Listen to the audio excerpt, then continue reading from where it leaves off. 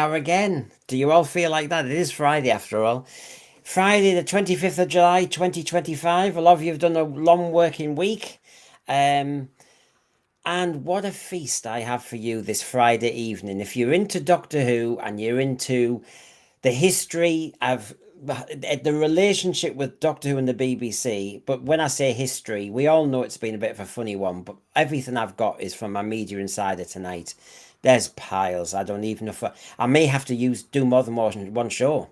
Um, so this is the one I've been preparing for, so to speak. The one with the most info from our source, the high-level media insider, the BBC's attitude to Doctor Who, their disdain, their apathy, their hatred, their dislike, their laziness, their arrogance, the disinterest in sci-fi, their ignorance of Doctor Who, and loathing of fandom. There you go. You might need a strong one tonight. So welcome to the Talking Sense, Making Sense, Common Sense sphere, with the backbone of the show being this amazing access to the source with tidbits from the inside of the media tent and the BBC. So, we know there's a talk of talks or a long hiatus while legalities and pitches are prepared, and I think most fans are ready for that, to be honest. But it's intriguing to imagine being a fly on the wall of the business meetings and informal chats amongst the bigwigs. And, Mind Warp came to mind. So, we're going to get going. My source will, I have to say, I was shocked when I prepared this tonight. I had hours and hours and hours of chat that I'd videoed and taped. And then I had them professionally transcribed, and it was just short of 100 pages of transcript I had to go through. That's why I've had to delay it, everybody. There's a lot of quotes. And so I've tried to put them into sections. And honestly, if we have a good debate tonight on a certain section, we'll do it justice. And I'll just say we'll do a sequel probably next Friday or something, right? I think that's fair. And some streamers with one page would milk it, but I've got a lot. So I might as well get on with this. So I'm the source whisperer, so to speak. The source definitely talks tonight. My God. And just as a quick reminder, if you missed my Slug Report pilot, a very labour-intensive job. I've never really done puppetry, but my God, the overlays, the effects, the music choices, the slide choices, it's amazing. It sucks you in. It does really. Anyway, it's 10 minutes. Hopefully there's, especially after 5 minutes, lots of jokes and all the rest of it. You can't afford to go on, have a look, have a treat. It's only 10 minutes, and it's our new Who pet, Sheldon Slime. I've been busy, of course. We had that. Was that Wednesday? My God, it feels like a long time ago. But if you haven't seen it, it's all the missteps that have gone along the way, the big blunders in Doctor Who. Anyway, it's Friday. I have my Sensorite panel. It was going to be the great quartet of John, Eulden, Sci-Fi Chronicle 79, Divine and Dragon Christian, and Joe, who you all know as well. But she's unwell, so wish her well if you see her on X. She'll be back. She's obviously said she'll be back, but obviously it makes sense, doesn't it? So it'll be as John says, the Three Musketeers. So I'll get them on. How are you doing, Christian? Very well, thank you. Howdy all. I'm always panicking about this mic, but at the moment we're holding it together. And he's raced home. I'm always appreciative of this. I mean, you have eaten, haven't you, John? I have eaten, thank you, Dad. And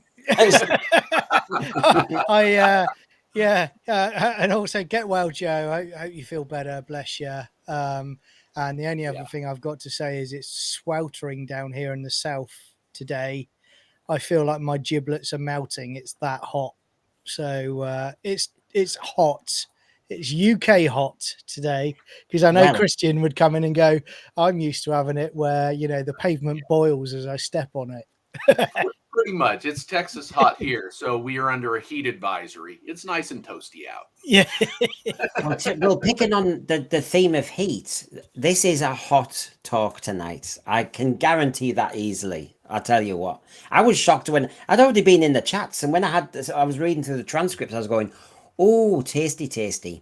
So, I was showing you the mentors and mind warp and thinking about a business meetings and pitches and all the rest of it. But actually, the best way of doing it, lads, is to actually remind ourselves of the BBC relationship with Doctor Who on how it's been sold. So give us a moment.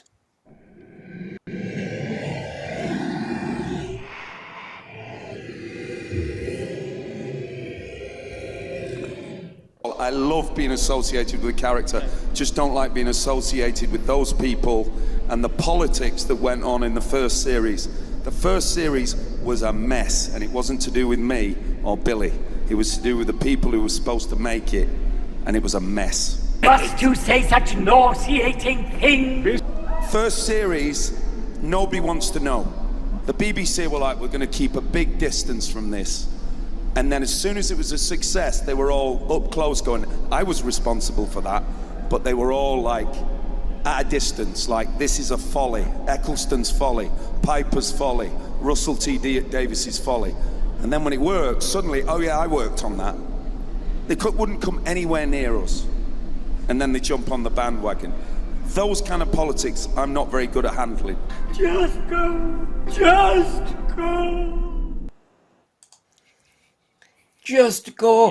Yep. That's why I get this impression of every BBC executive who, when they have to think about Doctor Who, having talked to my source, that's the vibe I get, you know, that they just go, oh, just go and shut up. I can't stand hearing about Doctor Who. Yeah. You got to love Eccleston, haven't you? You know, I'd have him in my corner any day. You know, he speaks his mind. He stands up for people. Yeah, he's got his own views and opinions on things, just like we all have. But if I was going to have anyone looking out for me on a production, I'd want it to be someone like Eccleston, without a doubt. Oh yeah, totally agree. Totally agree. Yeah. Terrified Monk saying it's snowing in that clip. I know, I try every trick in the book to make sure I can do a longer clip without it being copyright struck. So that's the game, Terrified Monk. I've tried to get tips off Disparu, but you know, we try every which way. So you know me, Teacher Brendan. Headlines.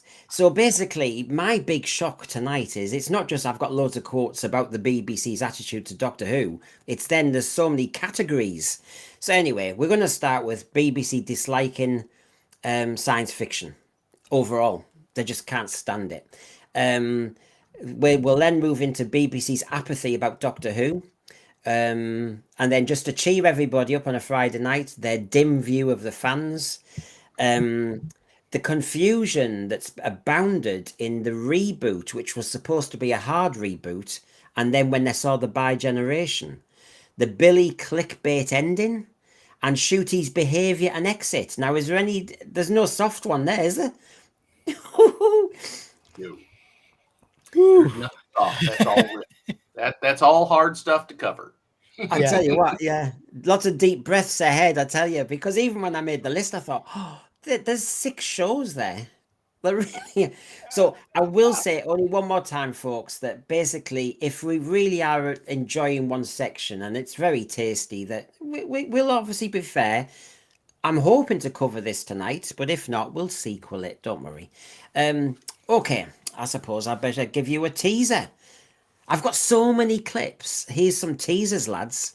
So here's the first one. I heard, now, these are rumours about Shooty. Now this is what the BBC... I'm saying BBC Insider. He's not a BBC Insider. I heard it from the media and the execs in the room that there were challenges with the talent. Read into that what you want. They didn't put Millie in many scenes with Shooty.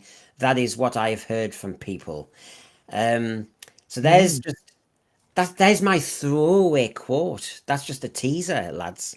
Can I just add a correction there and just take out talent? Ouch. That hurt. Wow, gosh. It is hot down there today. I mean, obviously the euphemism, I mean, I can see, because I videoed this, and I can see how my insider said it,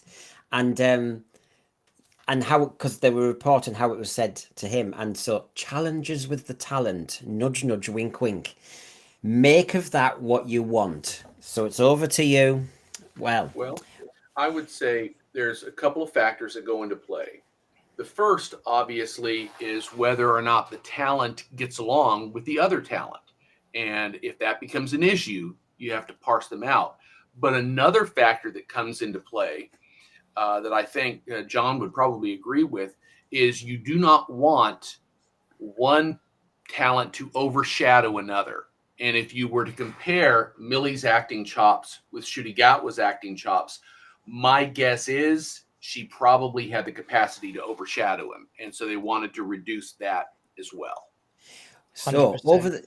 over the overseer, type in the thread what I haven't really seen much of what's been happening today. I think I know what he's on about. Yeah, because I'm stuck to this study. It feels like Anthony Parkinson's son Millie was frozen out. I remember last year doing so many streams when me, Rachel, yourself, Gary, loads of people, we'd say, well, we have to be careful. We don't know. You try and make 2 and 2, but I mean, I'm sorry, but that they didn't put Millie in many scenes with Ncuti.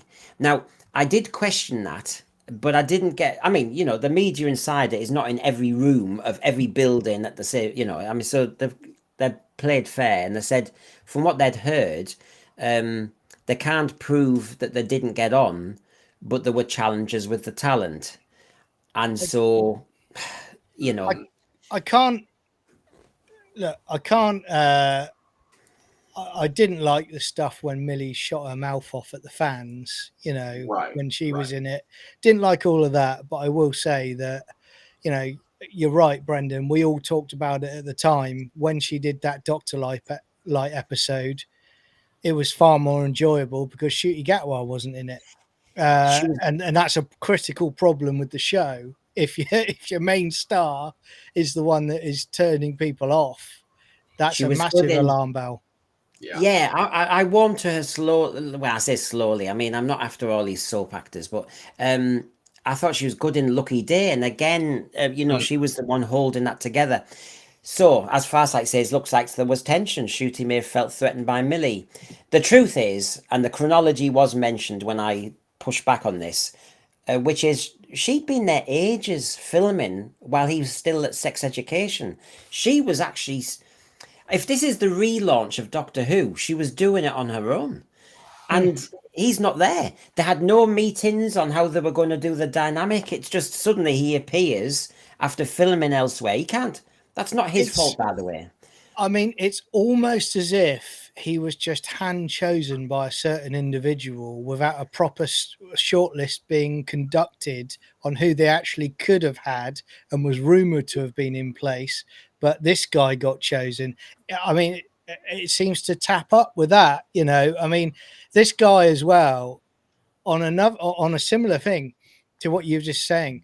We knew, the way he was conducting himself in public, the way he was attacking fans. Now, I'm sorry, there's no smoke without fire. So if he was doing that in public, how insufferable must he have been in private? I mean, I've No, got.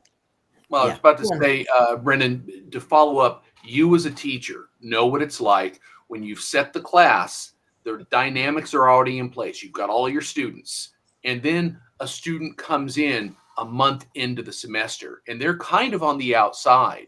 So the irony is, here you have the star coming in after the dynamics have been set, including Millie. It had to be particularly awkward to Gatwa at that time. And it doesn't help if he is potentially being upstaged by Millie at the same time. They never tested the two really together to see how effective that dynamic would be. So here we go, folks. This is me throwing a quote just as bait at the beginning. This is just not even in one of those 6 sections.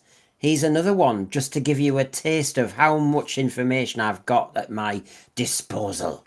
They don't watch the show, said my insider, so they don't really know what it should be. So it's really tricky because they would have to do their homework or bring in a consultant. They would have to go and watch every episode of Doctor Who, or at least 3 or 4 episodes from each series, to understand how they've got into this predicament now. And this was, as you can see, my subheading in the corner: BBC confusion with the future. People are saying, "Oh, let's make a pitch to the BBC. Oh, let's propose a darker Doctor. Let's propose this. Let's propose that." And I'm part of that. But my sources said they don't know what Doctor Who is, and they're not interested. They don't watch it. So how the hell are we going to get through to their skulls what to do with Doctor Who?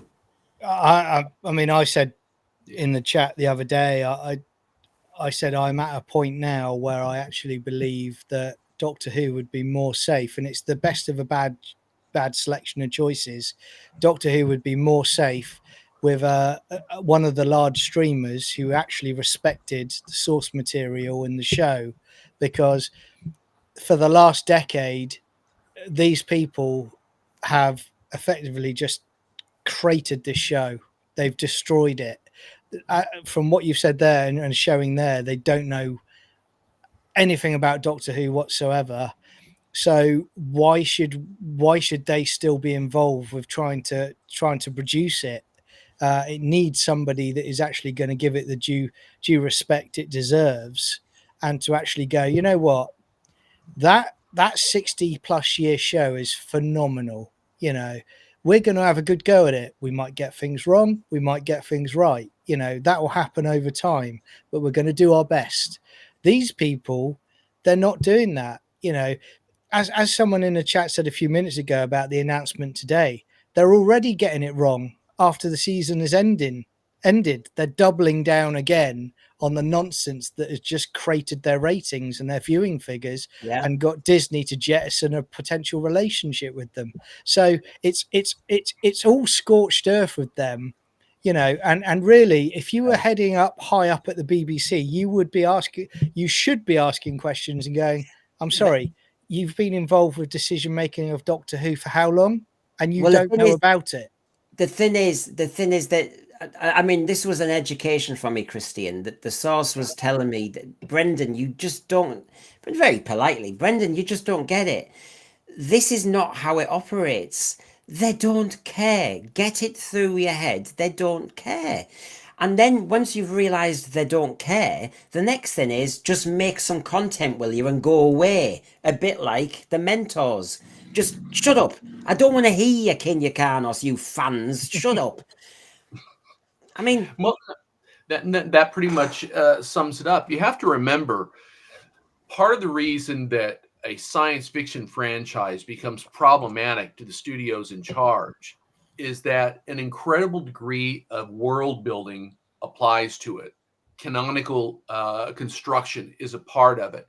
It's not something that you can slap together and throw away for simple content, because the devoted followers are going to be highly critical of low quality production that breaks character, that breaks canon, that doesn't live up to its expectation. And that means you're expecting them to actually work harder. You actually want me to do homework? I'm a BBC executive. You can't ask me to review shows from years gone by of a genre that I dislike. And the truth is, Christian, and think of it another way as well. If you even wanted to play fair about the BBC, which era? Because I was saying this on Wednesday, you know, do you say the McCoy years, the last year of McCoy, go and look at some of those episodes, or do you say the Hinchcliffe, or do you say the 60s monster season?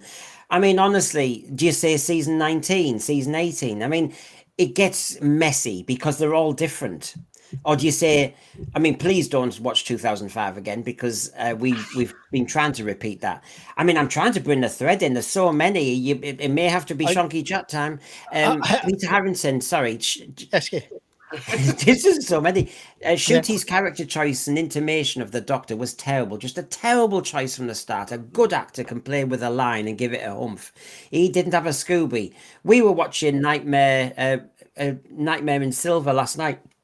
Matt Smith, off the scale. Robert Payne here. Finding a TV channel or streaming platform who, one, understands Doctor Who and two, respects Doctor Who is going to be a challenge. I think me and you, the education's happening now. You realise it's too easy, I suppose, for us fans to say, just sort this out. When you've got the people who make the commission and make that choice, keep changing. The BBC's under pressure with budgets and everything else, as you know, and competition and waning resources. They've lost one streamer. Nobody understands this blooming old Doctor Who program, and it's just an absolute mess. So this is, remember, lads, these are just the teasers. I haven't even got going yet. Do you know what I would actually do? Where you're saying they don't know what's going on. Granted, they've allowed Bad Wolf and RTD to do what they've decided that they wanted to do and destroy it for the last few years. If they're not going to do the research and prep on it, I've said before, it needs a safe pair of hands that's going to respect it to take it over. I would get. I don't think you can take the risk with a new upcoming producer at this moment in time because it is in such a delicate position. I think what for me, and I'll add to my list because I've said to you a few times now, J. Michael Straczynski, I would do that because he would have the chops to do it and respect the source material and bring in some good caliber writers to work with him in a writer's room. But I would also add two more people to it. I would add Sorry, 1 second before hold the other two, because my older brain, when I asked the source about Mr. Straczynski, I did. I mentioned it. Yeah. The source obviously knew of Babylon 5 and all the rest of it to the point where they could mention different seasons of quality, so that they knew what they were talking about. But they said, listen, he made the pitch, as we all know, the first time round, before the specials, and the BBC were aware of his pitch, and there was no way they were going to go with him. And then, and it's later tonight, everybody. I've got more information on what RTD got up to regarding that time zone. But with John's point there, I just wanted to come in, which is the source said, look, you've got to remember, Straczynski's already said, my hat's in the ring, and the BBC has said they're not interested. There is no way at all they're going to ever talk to him. No, I mean, more fool them then at the end of the day. The other two that I would certainly suggest as well is Brad Wright, who created Stargate SG-1, and Joseph Malossi, who came on season 4 of Stargate SG-1 and went on to do his own series as well. Both fantastic writers, write engaging stories, write great three-dimensional characters, but also on top of that is, and I'll bring J. Michael Straczynski into this as well, where you talk about all this diversity nonsense, they were doing it 20, 25 years ago, well developed characters that you didn't care about, it's a woman doing this role or it's a guy doing this role. You were just interested in the characters. And the trouble is, we know that even if they do come back at some point, they're going to have a tick box person that is in the same club as the existing group because they'll play it safe. Well, I'll explain. Tonight's show, which was a gift from my source, this was teed up for me, was all about the BBC operation. So all that mindset is going to be opened up tonight. Okay, so it's very clear to me that it's no good us going on about, if only they would do this with Doctor Who. It's just not going to happen at all. Anthony Parkinson, this is the complacency of an organisation that has $4 billion a year fall in their lap. They do their bloody homework if that to depend on it. Exactly, I agree with that. Now here's another teaser. I haven't even started the show yet. It's a teaser. BBC executive view, but the media executives have been working in an industry that makes them cynical and hard. They don't really like to remember things from the past, because if you commission something from the past, you're not seen as being very good at your job. Right, go figure, it's Doctor Who, it's 62 years old, and you're going to put your career on the line, are you? Well, it's not something that you can hang your hat on and say, I developed this entirely new original product myself. Instead, you're saying, I'm just a link in a chain. I don't want to be a link in a chain. that who's going to be remembered for this show. Right now, people remember RTD as the architect of the revival, and they remember the architect of the beginning in 1963, and they seem to dismiss the people that inherited the roles afterwards. So I guess I can understand their mindset, not that it's doing them any favors. Now, just before John comes in, I mean, it's going to be so busy tonight. I'm going to be struggling. I know. There are so many headlines tonight, folks. Remember, we've got the reboot to talk about, the confusion with the bad generation, the Billy clickbaiting, Shooty's exit and behaviour on the show, the BBC apathy. Wow, there's still loads. So, lads, if there's anything else you want to dig at there, but I'm quite happy to move on if there's not too much, John, anything? I mean, the only thing I would say is, these execs that are critical and hard on past shows. I want to finish that sentence. Yeah, They essentially these are the same people that effectively signed off on RTD and Bad Wolf doing the destruction they've done, and yet they're still in place. So it strikes to me, and again, I am not an insider, I don't know, but they seem to be doing all right considering what they've done. So where's the risk of potentially? Yeah. So where's the risk of them going, do you know what? Let's try bringing so and so in. Let's try going in and let's be remembered for the people that brought Doctor Who back to its best. I mean, will we ever be as lucky as this to get Lorraine Heggessy in the right place at the right time? I tell you what, I would give her awards, that lady, because she took a risk in this cynical, hard business. Yep. She went for it. And I don't know if it's a gender issue, but I will actually say, where were the men who were saying bring it back? She put it on the line. She said, I'm going to have ballroom dancing on a Saturday night, and I'm going to bring Doctor Who back. And boy, was she right. I tell you what, sometimes you just need somebody to be in the right place, and sometimes it doesn't work. That's the problem. That's the problem of Doctor Who, as we know fine well. And then the last one here, this is the last of the teasers, folks, and then the show starts.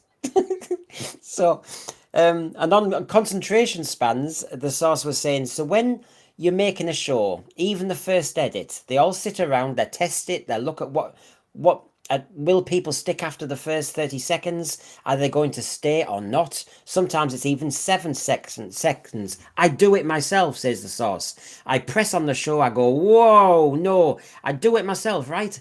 I don't give it a second past 10 seconds. Now they're so hypersensitive to this. So yeah, first episode of the season 1, they were out, Space Babies, Disney, as you know. But the other thing is... That was 5 seconds. Yeah. It does explain to me a little bit more, because I hate it as a formula. Stephen Moffat did it a lot with Doctor Who, where you start with the ending. But in a way, maybe he's sussed it faster than I had anyway. But right. Yeah. Because that creates another formula within itself. It means the first 10 seconds have to be something stupid, doesn't it? Yeah. Unfortunately, sometimes you have to grab them with something spectacular in order to attract people in. That's why when a lot of shows start, you start a murder mystery, you see someone getting stabbed in a dark alley. Oh, now the audience is attracted. You've got no build up to that. It's that shock surprise to try and grab the viewer and keep them engaged. Maybe not all good stories start that way, but I can see why television execs operate that way. This is when, if you're a sci-fi reader and you like your science fiction and you like some of those classics, modern day TV is not for you, because they're just going to minimize it, rush to some action and spoil it, to be quite honest, because they don't believe in the world building anymore. So if you've just come late or you just need a reminder, that's the schedule for tonight. It may change because, as you can see, there's a lot to talk about, and I do want to bring in the thread. There's some great people, new names. Please like and subscribe. I don't even just say it on my behalf, actually. My channel's been going a year and a half, but if you're new to the channel, we do try and give you bang for your buck. But there's also a lad down there at the bottom called Sci-Fi Chronicles, and he does Stargate and everything. That's why he was shouting out Stargate, because he actually knows what he's talking about. I don't. Yeah. I mean, it's that program where they have a funny thing in the red. But yes, check him out as well, please. So there's 2 channels you. to like and subscribe tonight, please. So I suppose this show, and I will say another thank you. I'll say thank you to Garbage, but I'll also say thank you to my source, because people don't believe I do have a source. I sometimes have to pinch myself, but this source has really delivered a kindness to me, because I've been shown so much stuff. So here we go on the source material.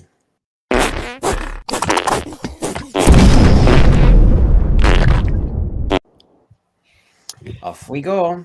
That was my starter's orders. Oh yeah. So this, well, I'm still teasing really, but I'm enjoying it. This is the current situation Doctor Who's in, right? So we're getting a bit closer to the start. The Guardian said it, the Telegraph said it. Everybody's coming out and saying they knew it was terrible, but they all agreed to say it's not, because that's what the media does. You all phone each other up and say, this is effing horrendous. Look, we'll throw you a bite, give you a special, just lay off it. That's what goes on. We know that.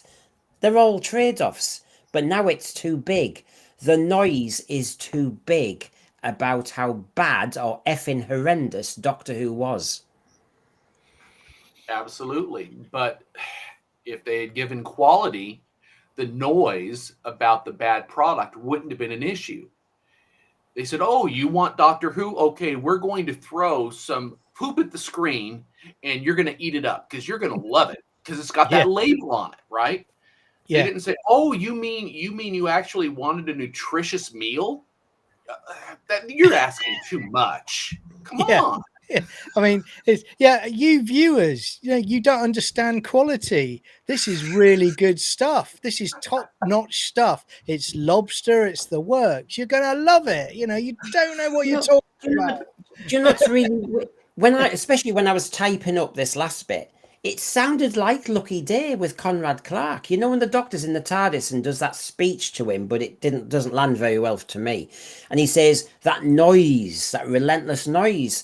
And isn't it fascinating, the irony that this is a media insider, well connected, high up, saying that they're talking about Doctor Who as effing horrendous, and the noise has become so big about it being toxic that you can't deny it now.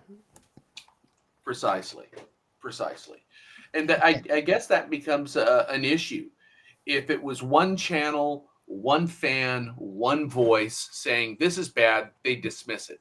But everyone, with a few exceptions, it seems, have come to the same consensus that this is not quality output, and they're very loud in their disapproval. I'd be fascinated. Sorry, I was just going to say I'd be fascinated to know when you next speak to your source about how these people that were involved and just destroying it in the decision making, how they would be looked at by another production company if they went to them, and said, I worked on this. He explained about RTD, saying, RTD, if he's gone to Channel 4, he'd be all right, and how Shooty getting out early is all right. He says, as long as your next job's all right. But he said, to be quite honest, some of them, they can have 2 tanks in a row and they're all right. Now, I just wanted to bring in Cliff, Stephen, and a few others. Stephen, it's ironic that the BBC doesn't like sci-fi, as I'll prove tonight. Haven't even shown that yet, but brought us Quatermass, Doctor Who and Doomwatch. Different breed of executives, of course. I've got a question. There's a task from the Media Insider tonight to the panel in the thread.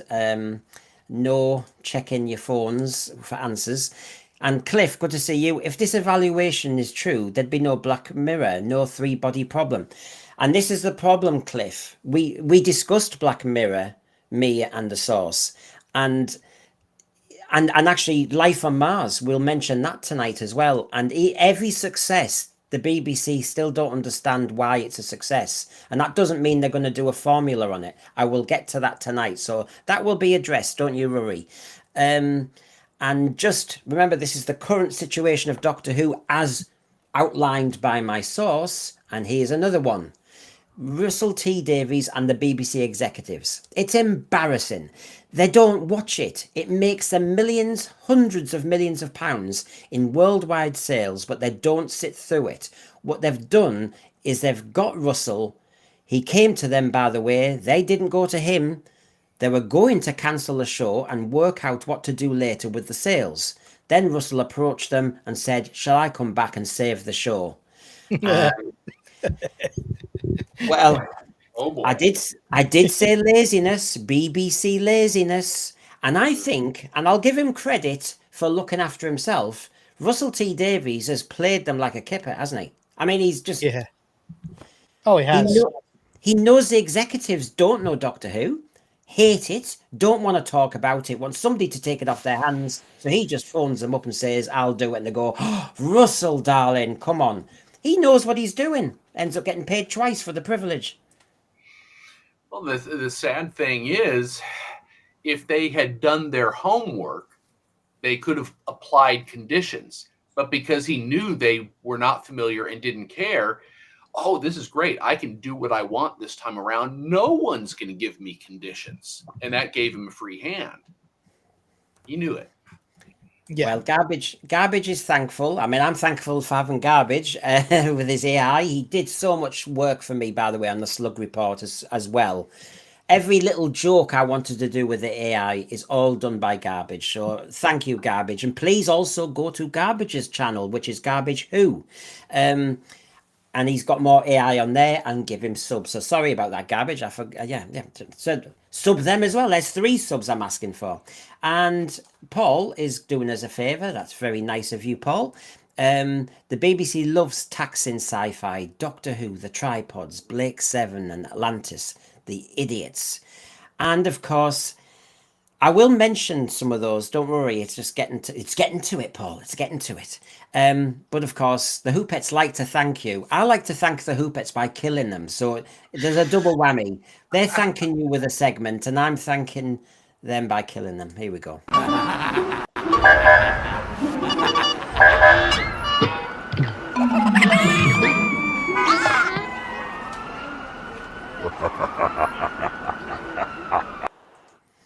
There you go. Is this a little bit like the BBC thanking the fans of Doctor Who by killing their show? Yes. You should. You all owe me, says the head of the BBC. Yes. So these are just the starters. I mean, gosh, I'm throwing these slides away like they're so unimportant, but it's just to give you a flavour. On the Doctor Who future, the source said, "I've heard the BBC executives are open to that. They're, happy to look at anything. And therefore, I can't see Russell T Davies living with that, because you wouldn't, would you? This is the awkward and the legally complex situation we're in. Nudge, nudge, wink, wink. If you're high enough up, if you're influential enough up, and if you do have a very strong track record, like John was saying, they may entertain talking to you, possibly, very informally. But if you were Russell T Davies, knowing that people are sniffing around and after your job, and people are going to therefore be criticising your job because their pitch is going to be different, would you hang around? I wouldn't. Nope. He's not going to stick around where he doesn't feel like he has 100% control. And I think if they came back, ironically, if they came back and said, "We'll let you stay, but here are the conditions," he'd say, "Okay, I'm not staying." Yeah. Am I mistaken? I think you're right. I think hopefully, from what I've seen, he's already checked out. I mean, at the moment, he's doing the goodbye positive PR tour at the moment, to rebuild his image. But I mean, I think that Russell T Davies would live with it, because I don't think he cares. As far as he's concerned, he thinks mission accomplished. I've pushed my message forward. That's it. I can go and move on to my Channel 4 series and push that message more. That's how I think he is in his mindset now. I don't think he cares whether he's tanked it or not. Oh, no, I don't think he cares about tanking it. No. So the 40 minutes into our show, and we have discussed so much from this really helpful source. I'm now going to start the show officially, lads. Now, So here we go. First segment, the BBC disliking science fiction. Right. Are we braced? This is when we as Doctor Who fans are going to find this whole section confrontational and problematic because we don't get them and they don't get us. Here we go. So, here's the first one. The sci-fi and executives, they don't like sci-fi and fantasy. They think it's silly, stupid, barbarous. They don't want to make it. They don't want to be associated with it. The commissioning editors say, I'm not looking at sci-fi. We're not even going to open the proposal. We're not looking at sci-fi. Don't send us any sci-fi. We're not interested. So there is a conspiracy to block all sci-fi fantasy writers. And even when something like Black Mirror, see that, Cliff, is a success, they see it as an aberration. It doesn't inspire lots of commissioners to say, can we have a look at some sci-fi ideas? Who's got sci-fi scripts? What's going on? They are just impervious to this. Well, I think there's a reason for this, Brendan. The reality is, number one, sci-fi tends to be a little bit more expensive to produce. You can't just go into the storage room next door, pull out your set pieces, and put together a drama. It's not constructed that way. So you're going to have to invest more money. That means that proportionately, you're spending more money on a show that might potentially have a smaller audience. But it goes a step beyond that, which is, if you do sci-fi properly, you have to invest in world building.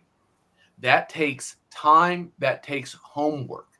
Further, when you get fans of sci-fi tend to be profoundly devoted to the genre, and they are very devoted to the shows that they follow in that genre, which means, oh, dang, I'm getting into the pool with some sharks. If I don't feed them what they want, they're just going to eat me for lunch. I don't even want to deal with it. Give me a conventional soap opera drama any day of the week. Yeah, so for example, my source said they'd rather reboot Bergerac than reboot Doctor Who because Bergerac is an easier one to reboot. It's more straightforward. We need to do Jersey. We have a nice jazzy old car, and we have a male detective. I think I've worked it out. Meanwhile, Doctor Who, where do I start? Excuse me. So there's that new one here, Codwill. Nothing has changed. I've always been like this since the 80s. Now, what I will say to you, if you please hang around a bit longer and give us a subscribe, is that there's a task in this earlier section from the media source for us all, and it's to do with that. So hold your horses on that one. I was going to say, mate, on this quote here that you've got up there, this goes back to my argument. Then, okay, then ship it out on a 5-year deal to a streaming company to basically make Doctor Who on behalf of the BBC that are going to treat it respectfully, have no input whatsoever in it because you don't understand sci-fi, and then let's see where we are in 5 years' time. But at least have the common sense to put in a break clause in the contract so that if things are going terribly, you can get out of the deal. Agreed. Yeah. Well, it's shocking everybody in the thread. I can see there's that. I mean, I know that, and this is only the start, folks. You know, I've only just started. David Harding in Toronto, sci-fi often costs lots of money to make, as you were saying, Christian. They want to make it, but they don't want to spend it to help make more of it. That's partly why. Oh no, I won't spoil my later section.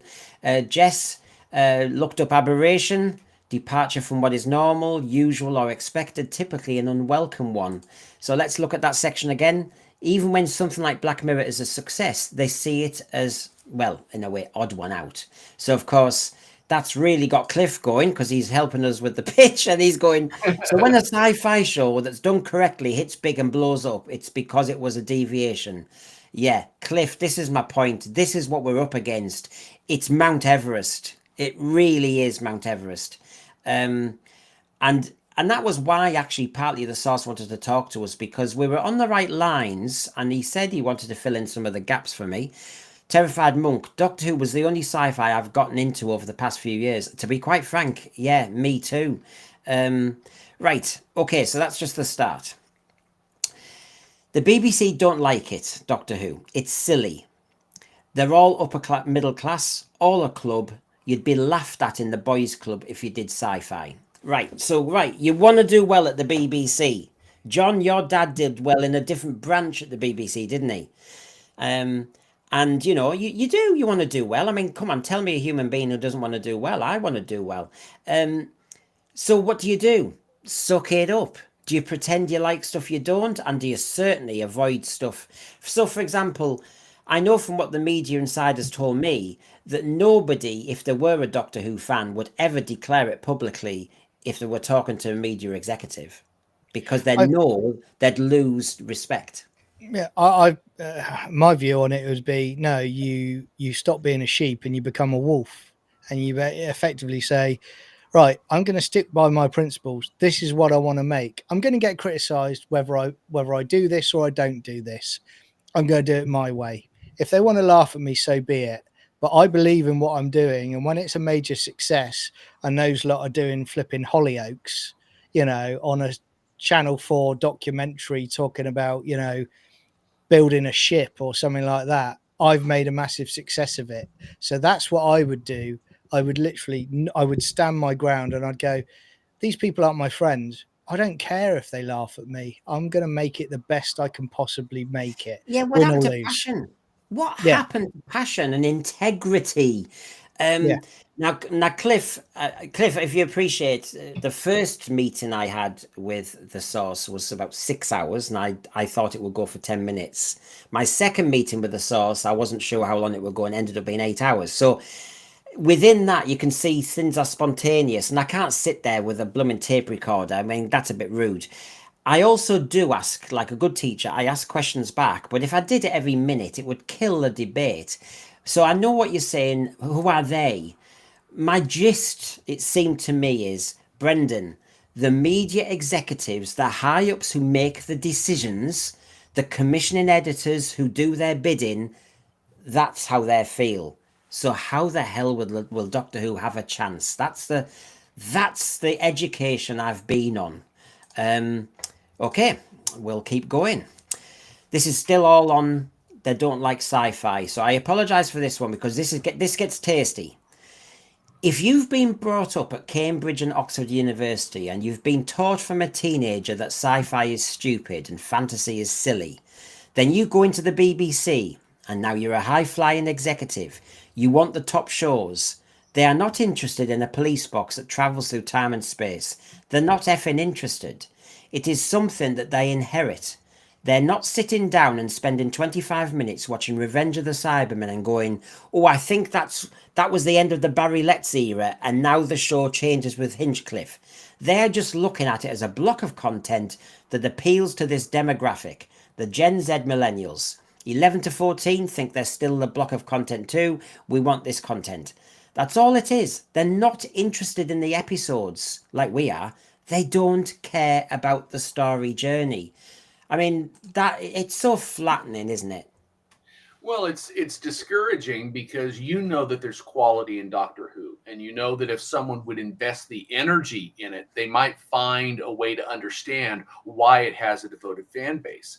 But they won't even give it 2 seconds of their time so that they can understand it. They don't want to understand it. It's an impediment to them professionally if they do and they come to its defense. Weakness. It's weakness here, and Daryl Joyce is pointing that out, really. Meanwhile, people laugh at the upper middle class half-wits who can't make any decent TV anymore. They're so scared. Formula. You know, the answer is formula. I mean, do you know what? I could go on. They'll do Love I Island. don't know. I'm kind of reminded of the upper class twits on Monty Python. Yeah. If anyone remembers that particular. You're right, mate. And these are, you know, from everything that's being described here, these are paint by numbers people.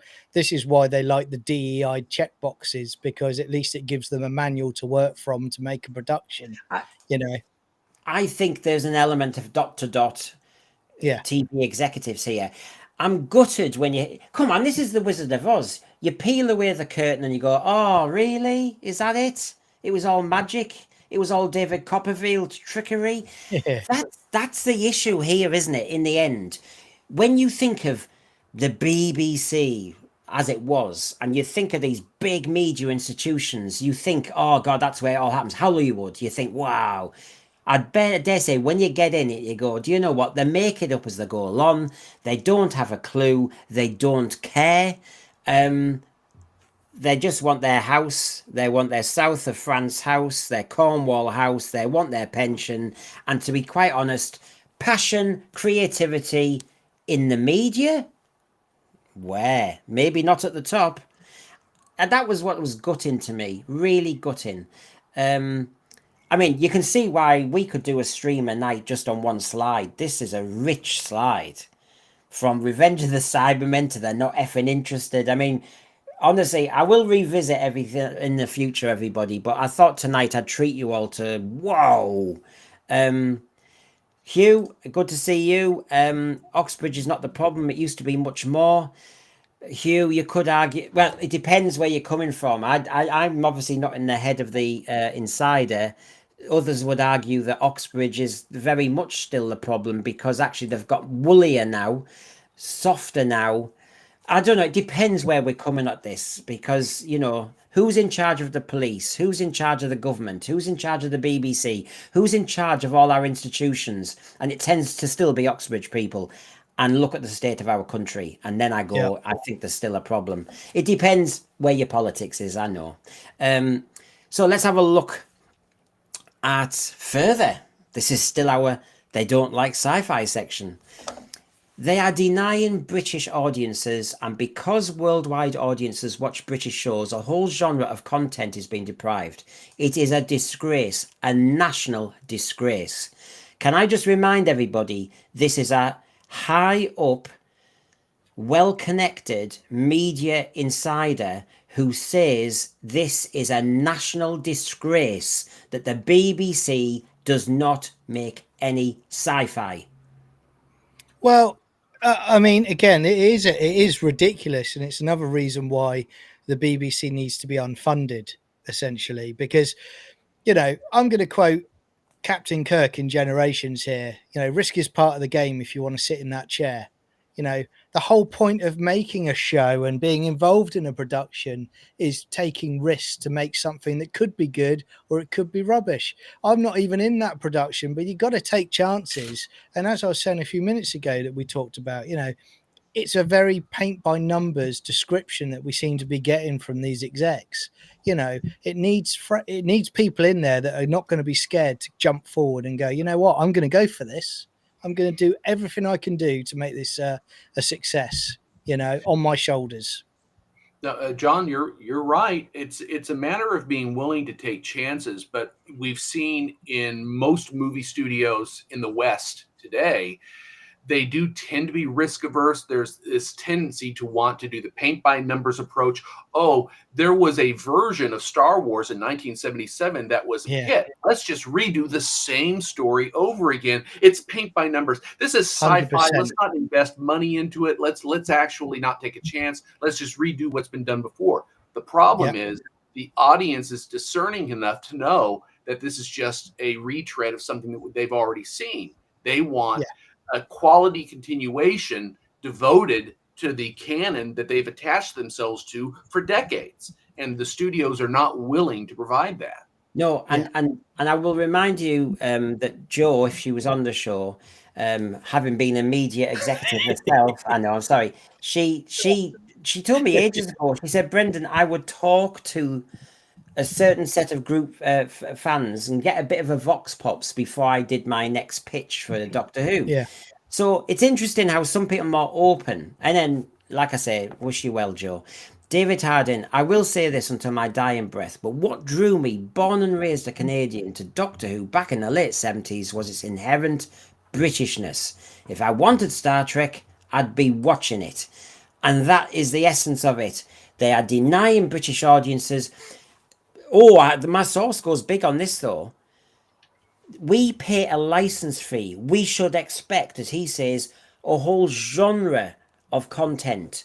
We should have sci-fi as well as comedy, as well as musicals, as well as the classics. There should be the full range.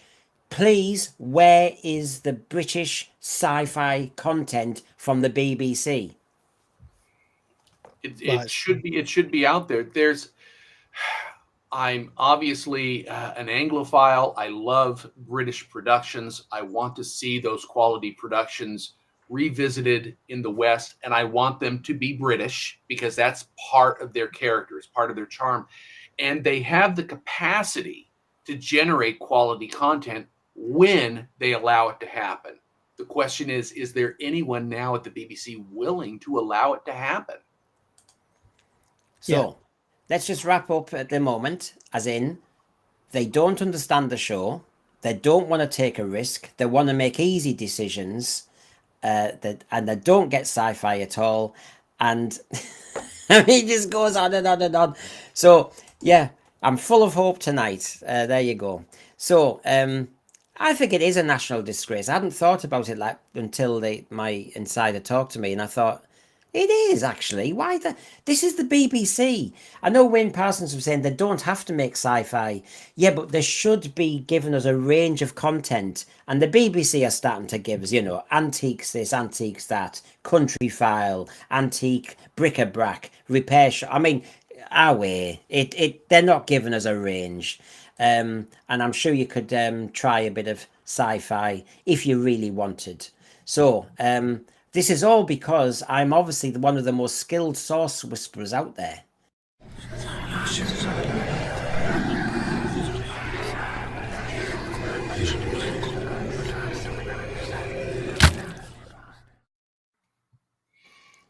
So, yeah, I mean, gosh, the most successful source whispering in the history of source whispering. Here we go. Now, here's the big... Oh, I'm getting there. Don't you think this is a national disgrace that the BBC makes no sci-fi? It has a duty of care to present to the public a selection of different genres, right? He said it in two different ways, so that's okay. Now, here we go, folks. Life on Mars. Here's an example. Actually, a show I didn't really watch. I don't know if it was because I was away. Life on Mars. So a lot of you might know it. Good old John Sim, etc., etc., right? Now, Super. As my source says, life on Mars went for 3 to 5 years. It was a nightmare for the... Get this again. This makes no sense, does it? Cliff Maxwell, look at this. Life on Mars went for 3 to 5 years. It was a nightmare for the BBC. They were thinking it was rubbish even when it was being made. One commissioning editor took a risk on it and was ridiculed. Why aren't they jumping onto more and more Life on Mars? And that's your point, say, to Cliff, about Black Mirror, Life on Mars. The successes are there. They don't get it when it's in front of them, and they certainly don't want to make any more. But this goes back to what I said a few minutes ago about the people in the canteen who are ridiculing people. That person took a risk and said, yeah, we'll go with this. They commissioned it, and look what happened. It was a knockout success. So much so, it got a spin-off series as well. So those idiots that were poo-pooing them for, you're doing sci-fi, while they were doing, a cheap, low-budget soap opera on BBC Three, this person took a chance, took a risk, and they made something good out of it. I respect that 100%. You need more of that. Yeah. Well, what they probably need institutionally is a situation where every person of significance has to put down an official veto on it. And if someone puts it through and it's a success, they have to drop a level professionally in the BBC. You've just lost your stature because you made the wrong call. This guy proved you wrong, and we're bumping him up. Watch as the culture transforms itself because they can't deny success when they see it. 100%. Yeah. So, let's add the dots ourselves. We've got somebody who stood out a mile by making a few brave decisions when she was in charge of BBC One's schedules, and we just have to thank the Lord for that moment happening. But then when you get a major success like this, and you are a TV executive, your job is about TV. You don't like it, you don't emulate it. They'll emulate Repair Kit, they'll emulate MasterChef, they'll emulate Big Brother, they'll emulate The Voice. Oh God, fill your boots. but they won't go, do you know what? Life on Mars, a procedural cop show with a time thing. Oh, let's see if we can do something like with hospitals. I mean, I'd buy into it. I'd do something, but no. And as you said, John, that person probably had passion, was creative, and I tell you what, there was a program we used to have, Balls of Steel, and they went for it. Yeah. Because Yep. to actually go in a room, I can imagine when you make a pitch to these hardened, disinterested media executives, and they kind of look at you going, oh, you're the next you fresh blood, you think you've got the next great TV show, do you? Oh, you can just see their scathing faces now. Yeah, I know. I mean, again, they followed the sheep on the current 2-year production, didn't they? They thought, right, okay, as you said, they didn't quite understand what it was, but you knew full well they knew there was going to be some lacing of DEI and there's going to be an ideological spin to it, and that's what they went with, which was a failure. You know, this is a massive indictment of the BBC if this is how it is.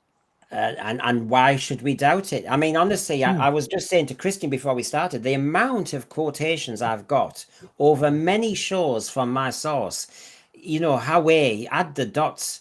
As Garbage is saying, great wingman in the thread there. It's busy. If you can give support with a shonky chat, it would be appreciated. My who pets are available. I haven't killed them all yet.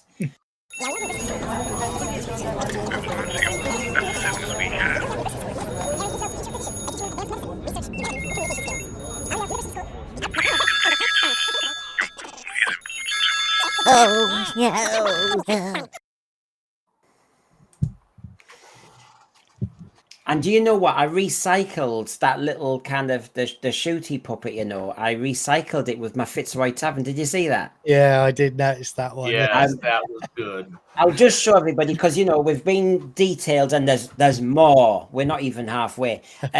But you know, we're Doctor Who fans and we like a bit of gossip and we like a bit of cheek. And I was actually quite proud of this. And of course, Jack is brilliant with his impressions of Terrance Dicks and that. And it's only on for 30 seconds. So look for the little puppet under the bar when RTD kicks off. I hear a new doctor you have, Russell. Or should I call you the Fitzroy Pumboy? Terrance Dicks. Bloody hell, are they still letting you in here? Surprised? Your conservatism blinds you, Terrance. Now you'll experience the full power of the queer side, man.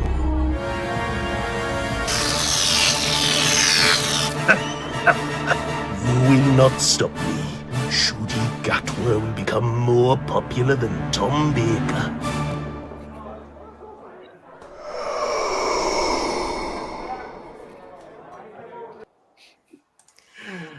So that'll take me all day to make, but I do enjoy them. And thanks to Jack for that. And there's a freebie. Did you see the little shooty working their way there? So, yeah. So Life on Mars, who cares, according to the BBC. Right. I now go teacher examiner.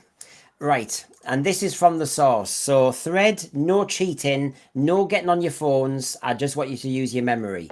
So your media insider says this to us all. Name me 3 BBC sci-fi shows or adaptations done in the last 25 years. Where is the sci-fi? Why do you think there's no sci-fi on the BBC? Because they don't want sci-fi. Why have no commissioning editors selected any sci-fi?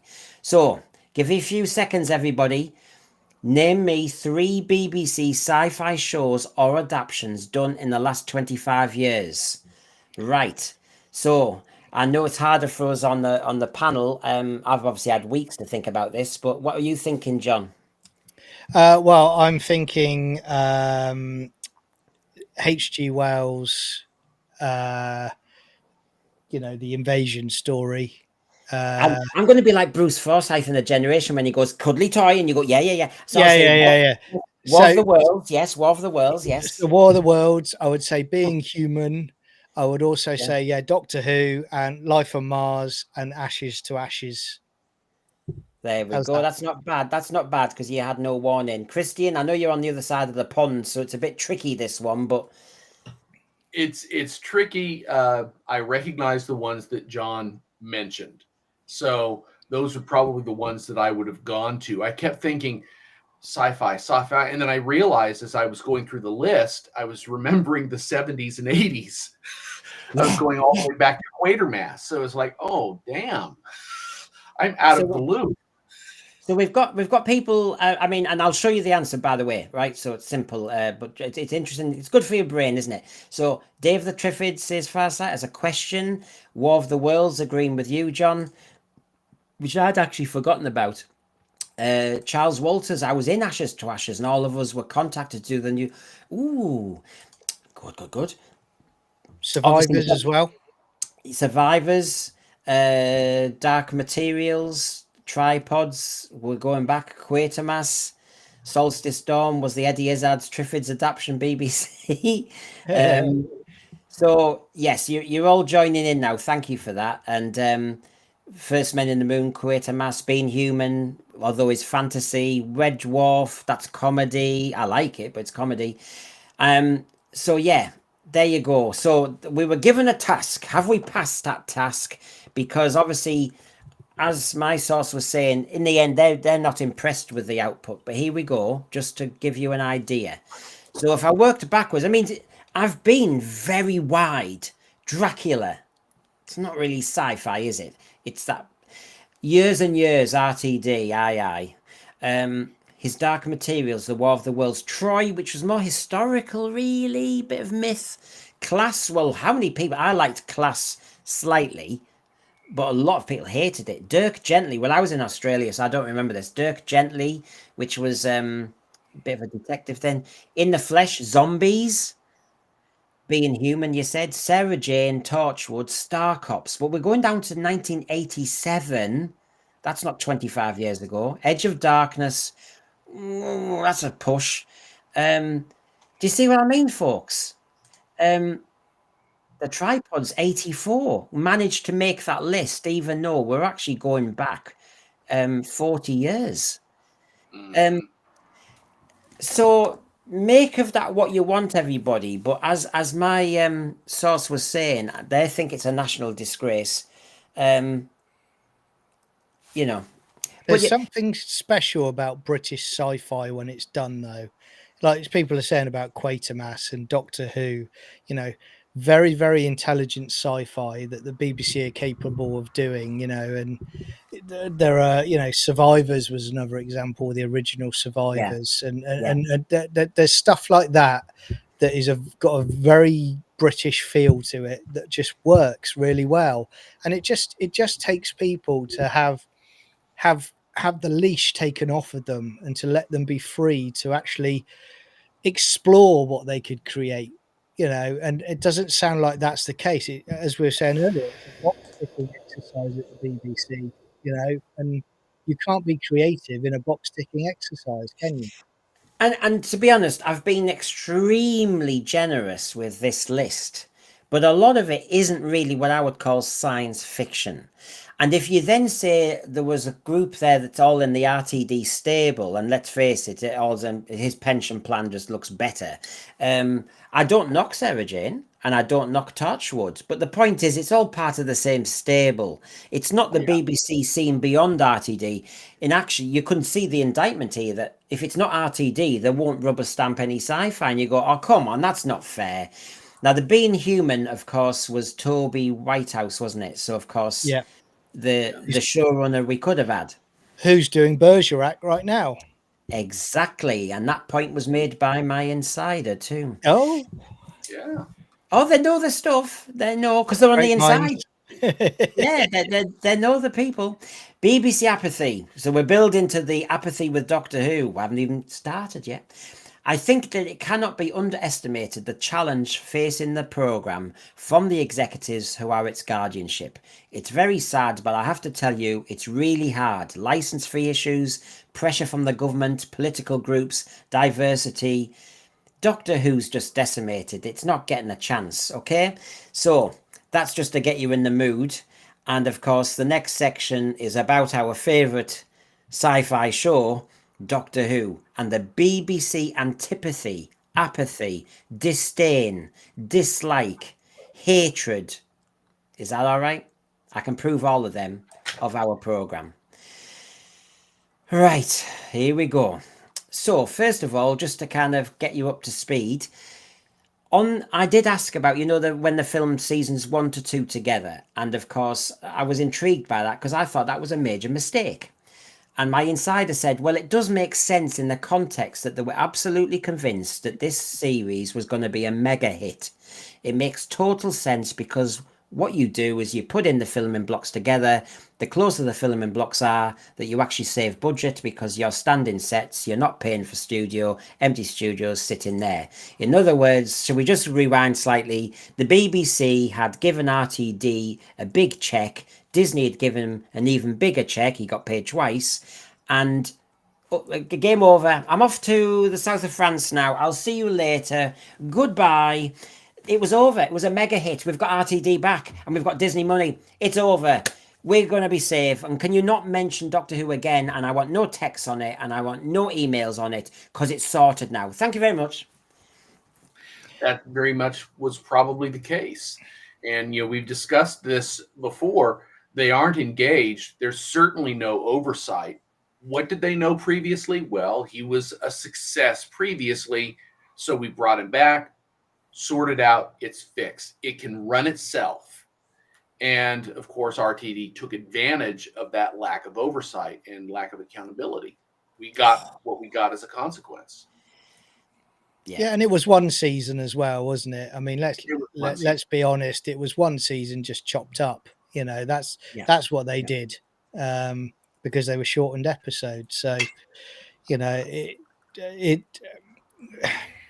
they can call it 2 seasons as much as they want, but even with the money spent, we know different. Yeah, it's I don't know where to start. Honestly, it is an amazing thing. If we all had the willpower and life to do it, you could do one of those streams for 20 hours on this because it is just so shocking, so sad, it's so triggering, it's so confrontational to realize that the 2 seasons we've just watched, which yes were one really, was the furthest you could go from a mega hit. I mean, Space Babies, Devil's Cord, the boredom of Boom, the naffness of Dot and Bubble, where I felt as though we were just in Milton Keynes with Slow Slugs. I could have had Sheldon Slime on from our Hoopets. Yeah. I mean, for God's sake. And crass CGI. Yeah, 100%. And again, the other example is we've gone from, when we were talking about other series, there was a time when you had Doctor Who on, which was doing well, and you had Merlin on, which was doing really well. That was another great sci-fi show, Yeah. And again, so for all these people at the BBC that are poo-pooing science fiction and fantasy, there's 2 hits within the last 20 years, if you want to give it. There's Doctor Who, there's Merlin in particular. That was loved by so many people. So you can do it. And it's just, again, letting people be creative. Well, it's funny. I'm looking at the highlighted term, save budget. You got 2 terms highlighted, mega hit and save budget. So it's like, okay, we're going to guarantee a mega hit, but we're going to save money doing it. And the irony is, for all of them claiming to have created quality content with Disney money, I don't feel I saw it. I almost would have preferred going back and watching floppy sets during the Hartnell run in black and white because the stories were more engaging and respectful to what the show should be. It's interesting though, when you do go back. Last night, me and Jamie watched, I think I'm getting it right, Nightmare in Silver, the Neil Gaiman one. And there's some amazing shots with the old fairground, if you get my gist, the biggest fairground in the universe, and it's all, scrap. And we were both remarked on it last night. We said, actually, it looked pretty well done. Actually, I was happy with that.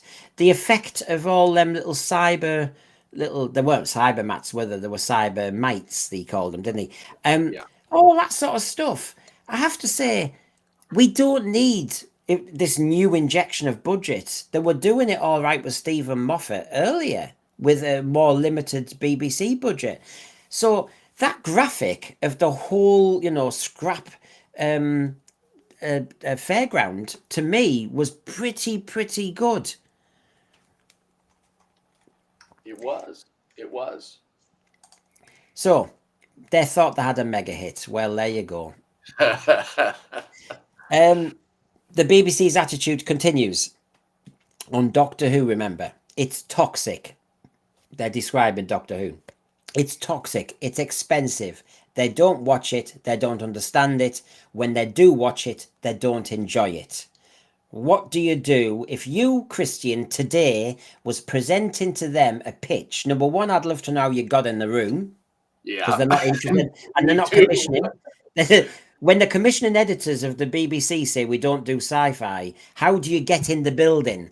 So I'll assume you somehow sneaked in the building, Mission Impossible style, and you're in the room with a media executive. They think it's too expensive. They don't watch it. They don't get it. And they don't enjoy it. How the hell do you get past a sentence before they get the blooming bouncers in?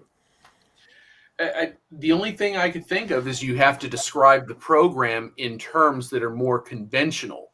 You have to use a different language. When Star Trek was sold to NBC, Paramount in 1965, it was with the term that this is a wagon train to the stars.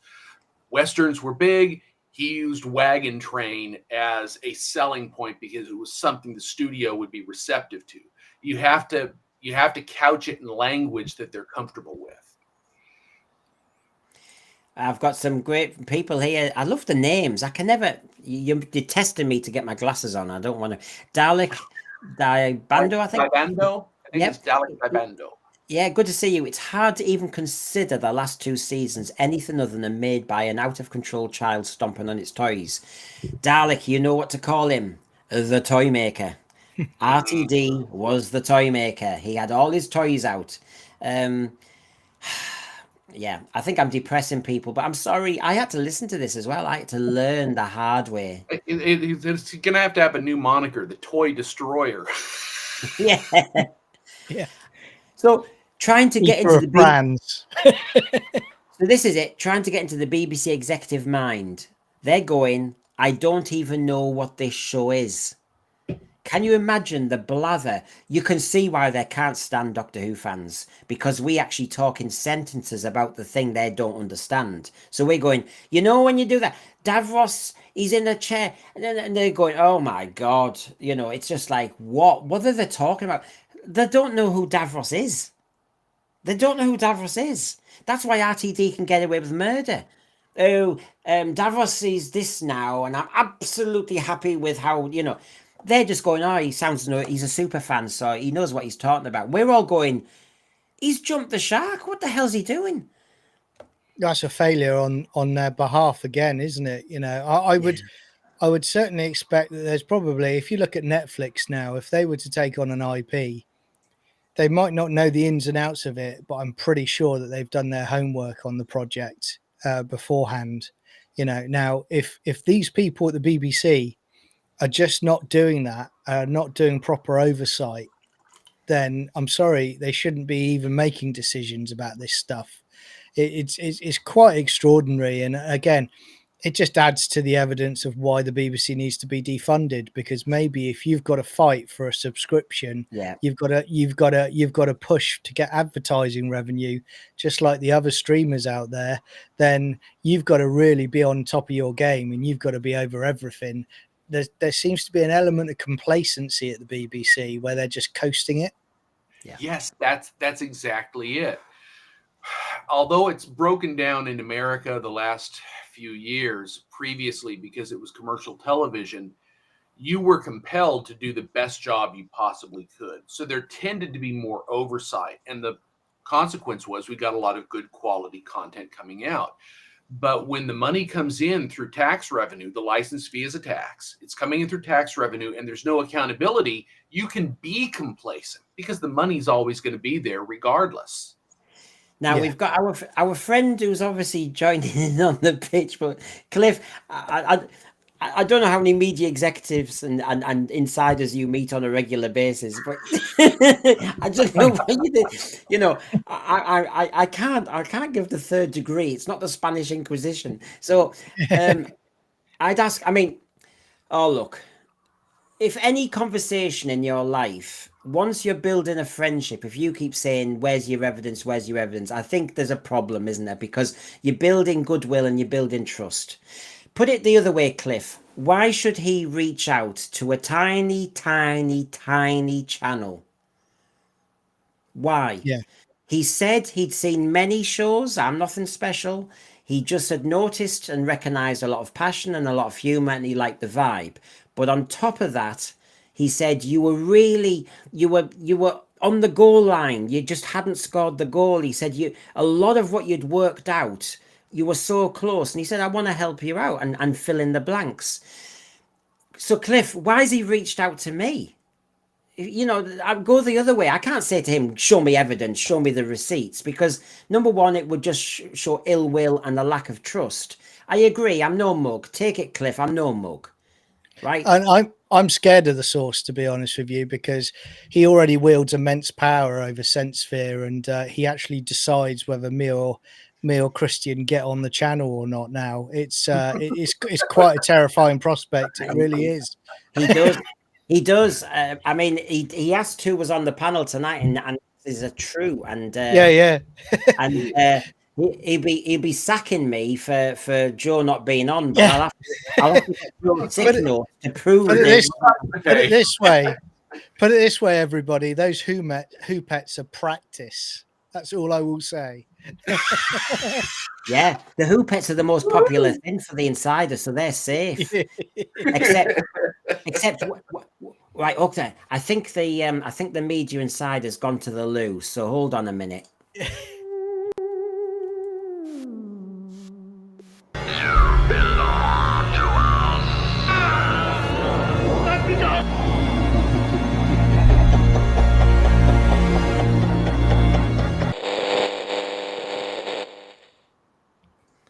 Right, I got that through. I got a killing in while he wasn't there. Right, so we'll keep going. I mean, there's no filler tonight, is there? My God, right. Gosh, everybody, it's like doing an exam. Now, try and get inside a media executive's head. So this is what we're doing here. My head's on more serious projects. So, you know, you're yabbering on about Doctor Who. I'm thinking of other serious projects. I actually don't want to be thinking about this too much. All these competing rival streamers talking to me and I don't understand the show, and you're waffling at me about some detail and how you're totally going to change it. I'm just thinking this is just a headache. They're going, oh God, we've got to watch it now. You know, how are we going to get through as a fandom, they're never going to listen to us. So if you say you're a Doctor Who fan, you're dead in the water. The game is, don't say you're a Doctor Who fan. You've got to find somebody at the BBC that they could defer to and say, okay, you're in charge of all things sci-fi. And it's someone middle management, but they're willing to give the person a step up if they take over the process of homework and actually become familiar with the content. Oh, it's okay. We've got the guy. He's going to do all our homework for us and set it up that way. You've got to find somebody willing to break ranks. Or an insider like Lorraine Hegarty. And Jane Tranter actually did say she was a Doctor Who fan as well. So, you know, you had two people in place. Hartnell's Ghost. I love this when people start guessing. Because, you know, people thought, who did they think it was before? Oh, they thought it was Joe in plain sight. They thought we were doing a trick. Obviously, I asked Sophie Aldred, and you'll get her video footage soon when I've made it. Brendan, your source is an anagram of Cram Sitag. Oh, Mark Gatiss. And I claim my £5. Mark Gatiss was born in the same region as me. I don't think he'd ever speak to me, sadly, because I probably don't have the similar viewpoints. It's a shame, but I don't think that's going to happen. So there we go. One of the BBC guys. Now, this is Media Insider having talked to other media insiders. Oh, fly on the wall. One of the BBC guys I talked to didn't understand when I said the show was at its height when it was really scary. It was like cobwebs. It went in one way or the other. No conception of the show being frightening.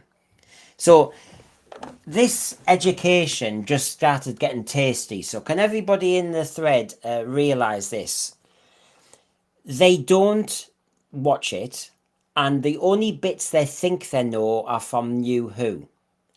And so if you start mentioning Hinchcliffe, if you start mentioning Unit of 70s years, if you start talking about monster seasons and retconning to Deadly Assassin and Gallifrey and Matrix, and you are on a hiding to nothing.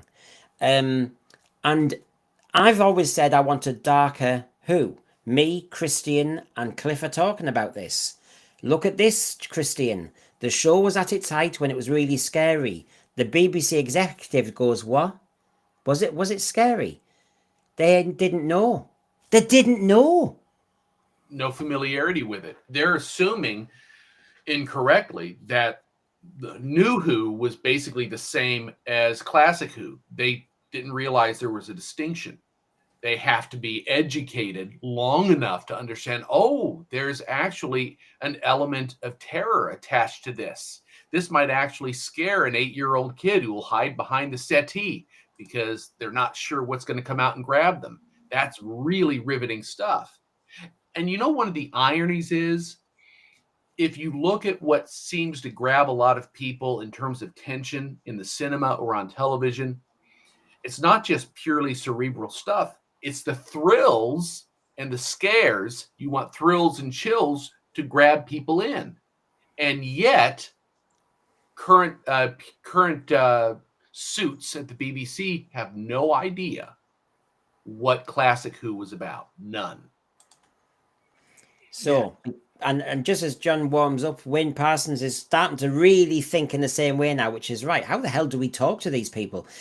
The BBC had a big hit with Horrible Histories, so you kind of pitched there. Could Doctor Who be pitched as the next level of historical programming, also offering science education on a similar level? Make that a key element. Wayne, I can see you thinking. They love their Horrible Histories. I'm not sure I like every Horrible Histories and what they've done recently, but yeah, it's not even history. Go on, John. What were you thinking? All I'm thinking is that I wouldn't be going in saying I'm a Doctor Who fan, but I would be making sure that I'd squared away what my concept is for the new era of the show. I would lock all that down, and if it works, it works. If it doesn't, it doesn't. That's on them if they don't take that opportunity. I think this talking point here about back to it being really scary. I mean, this is why, again, there needs to be heads change, because in my industry, if I'm doing my job and I go out to see a client, I don't go in without doing my full research on what I'm going out to speak to them about, because I know I'll lose that client within about 25 seconds if I haven't done all of my prep on it.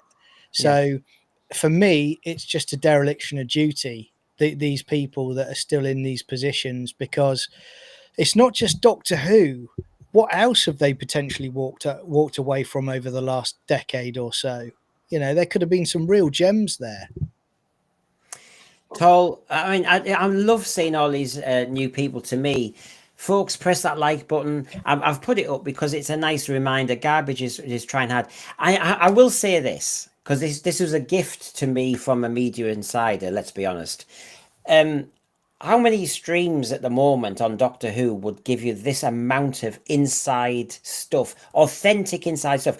I'm not saying streamers who say, "Oh, I was talking to the tea lady and they said." I mean, I'm over 100 slides of the source so far if you add all my programs together. You keep the tea lady out of this, all right? You always bring her up. You've always got a problem with the tea lady, mate. Well, it's because I'm mad on my tea. There you go. Yeah, I'm the right tea one. So right, okay, so there's more. We're officially halfway through. Wow. It's good, and I am very appreciative. He's becoming a really good friend. I will say that to me and Jamie. Good crack. And we're hoping to meet again soon. But this is just on top. It's icing on top. BBC Apathy, the heavyweights at the top, because I did ask about the heavyweights. I think it was in relation to Joe saying something, and I referred it back. The heavyweights at the top, they don't watch it. That was it, because Joe Chapman had said on our show, she said, she having been at Discovery and MTV and various other ones, she said, we're quite... she said, the people high up in the BBC, they're really high up. She said, they are so powerful. So powerful. And I said to the source, what is this situation? Anyway, he said the heavyweights at the top, that how many times have I said this tonight? They don't watch it. They're not going to sit through that because they've got their own positions to think about. It's the problem with Doctor Who again. Oh God, it's like the problem with this effing show.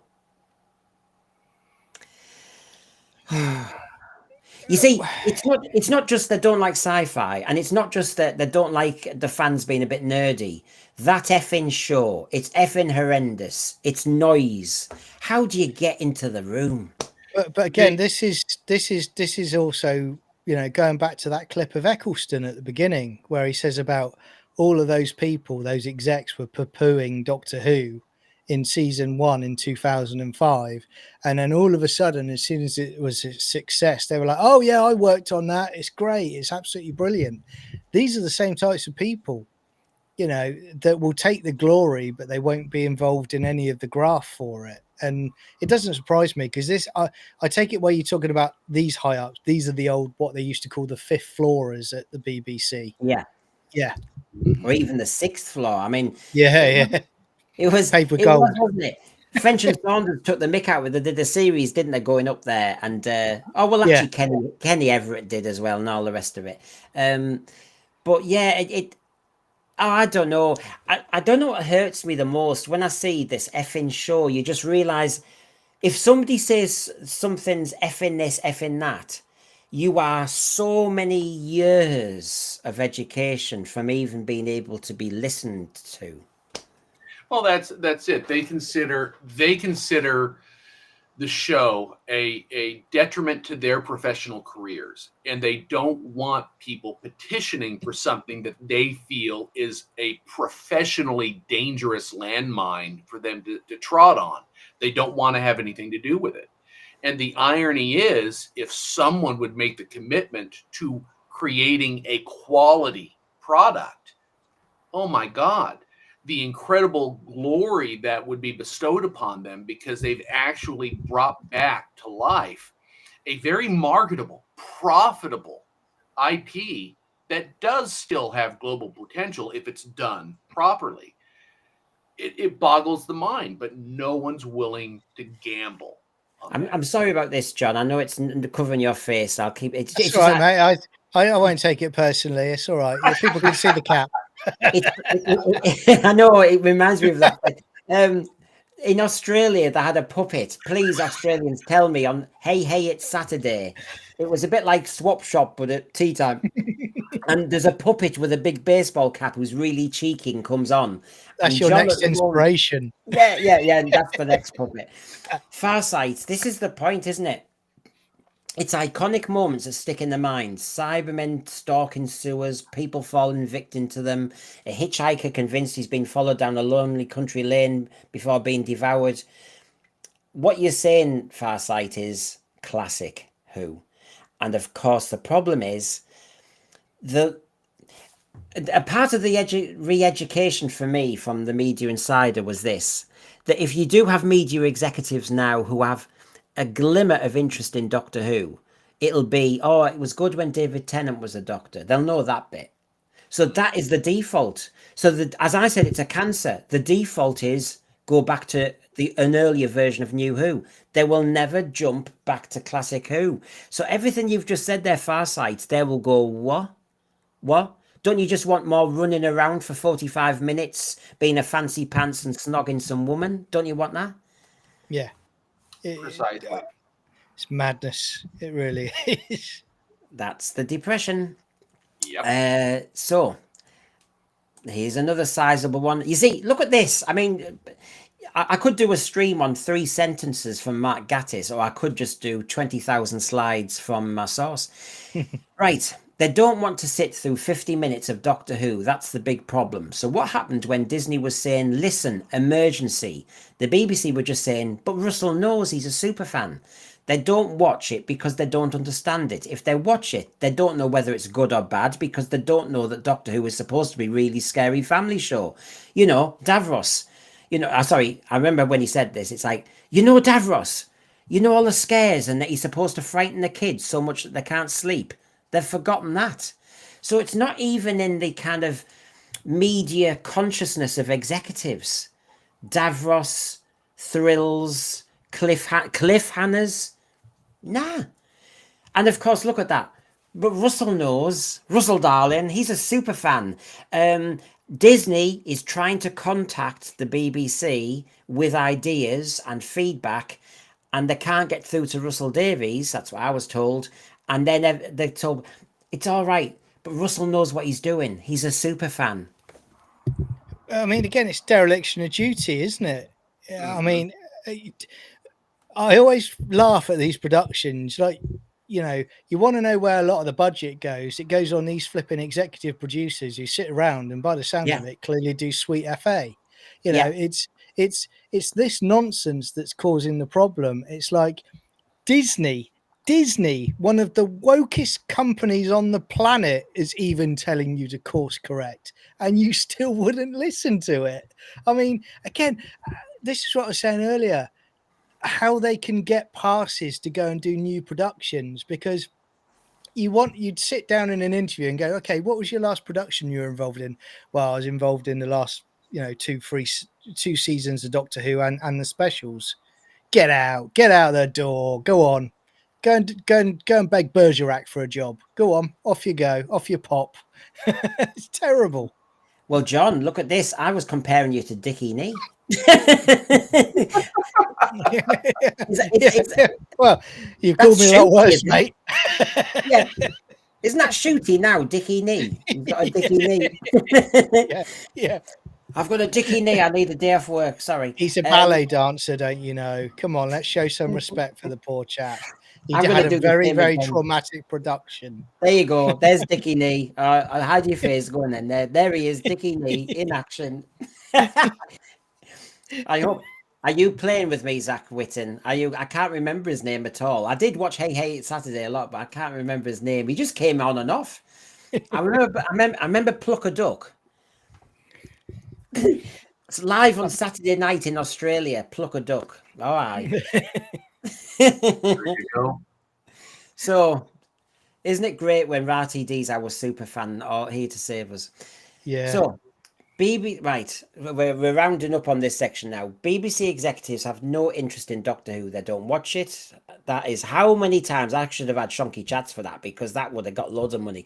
That's part of the problem. Nobody's watching it. I'm angry that the executives don't watch it. It's so sad. Oh, trigger time. They see the fans as lunatics. Well, they are. The minority of ones that are left, that is. Yeah. That actually say that era's great.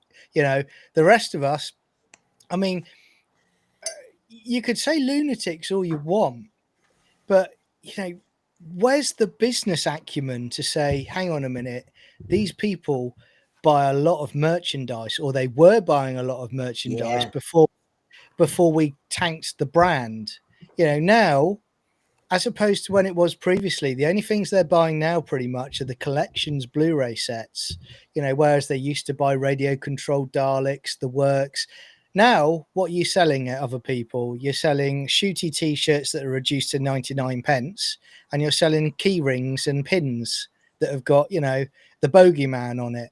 So if that doesn't tell you that they just do not understand basic brand management, what is going to convince them. I mean, I don't even work in that industry, but it's common sense. You would think, like, you don't insult your customer base. That's the basic premise. You do not do it, and that's what they're doing.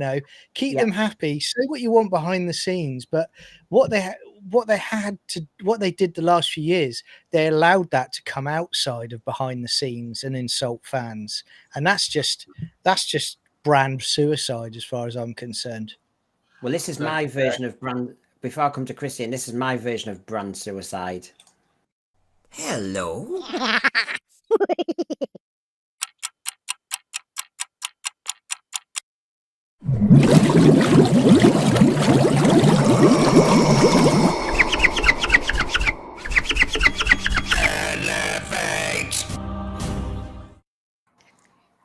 Oh yeah. And get them in there. They're called punctuation marks, don't you know? Yeah, no, it's really sad. They don't respect the true devoted fans. They do hear a lot from the lunatics, who are the only ones who are left, whereas the more educated fans have lost hope and they've migrated on to other things. They have to see it to understand it, but they're not willing to watch it so they can understand it, because that's an investment of time and energy.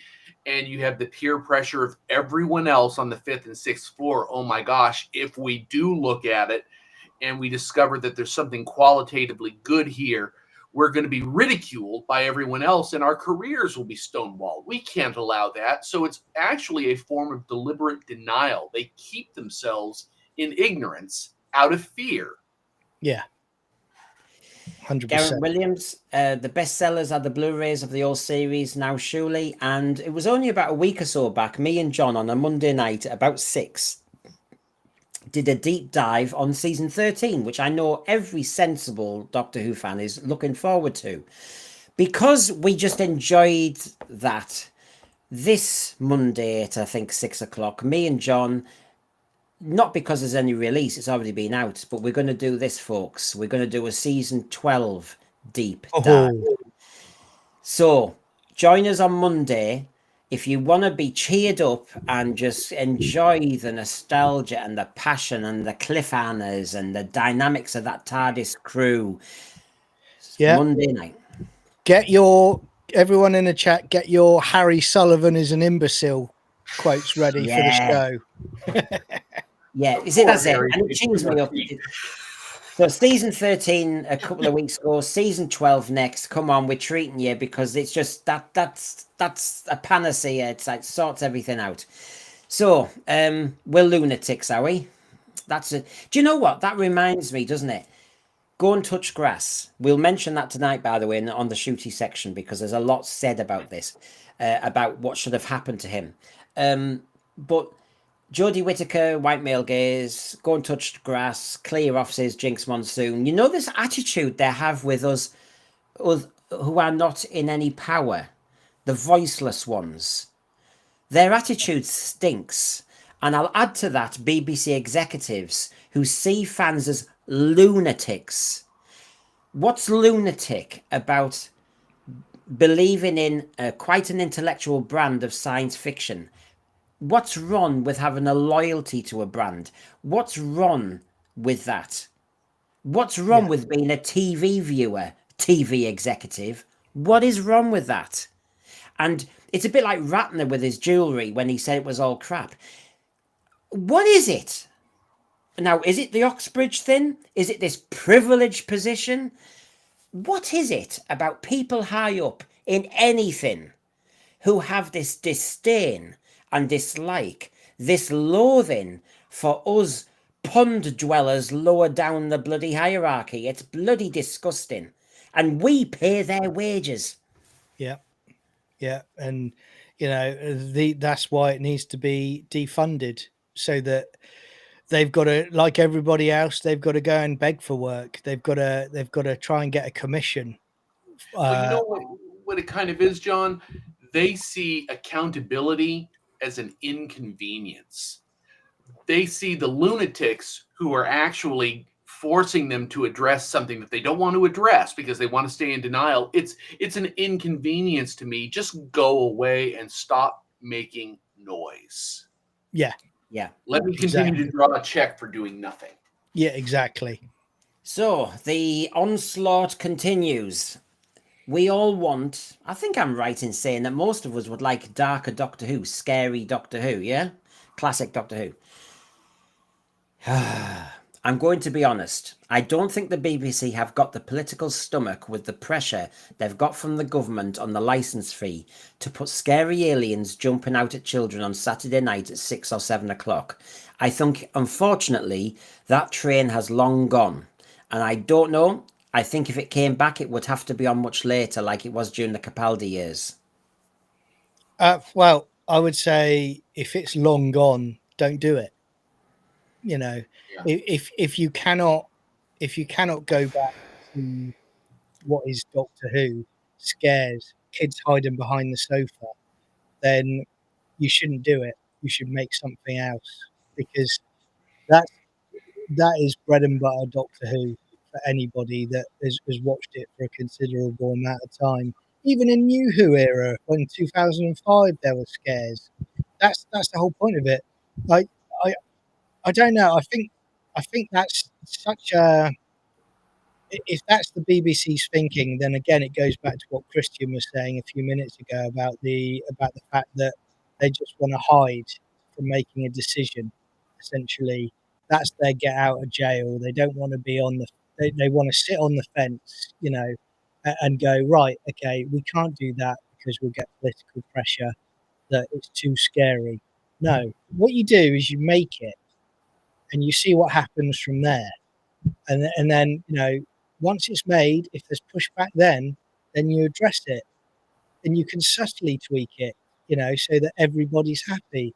But this whole nanny state nonsense needs to end as well. It's absolutely ridiculous. You know, we all grew up with being, you know, hiding behind the sofa. I remember going to Longleat and being terrified in the cycle. I grew up okay. My family grew up okay. Friends grew up okay with it all.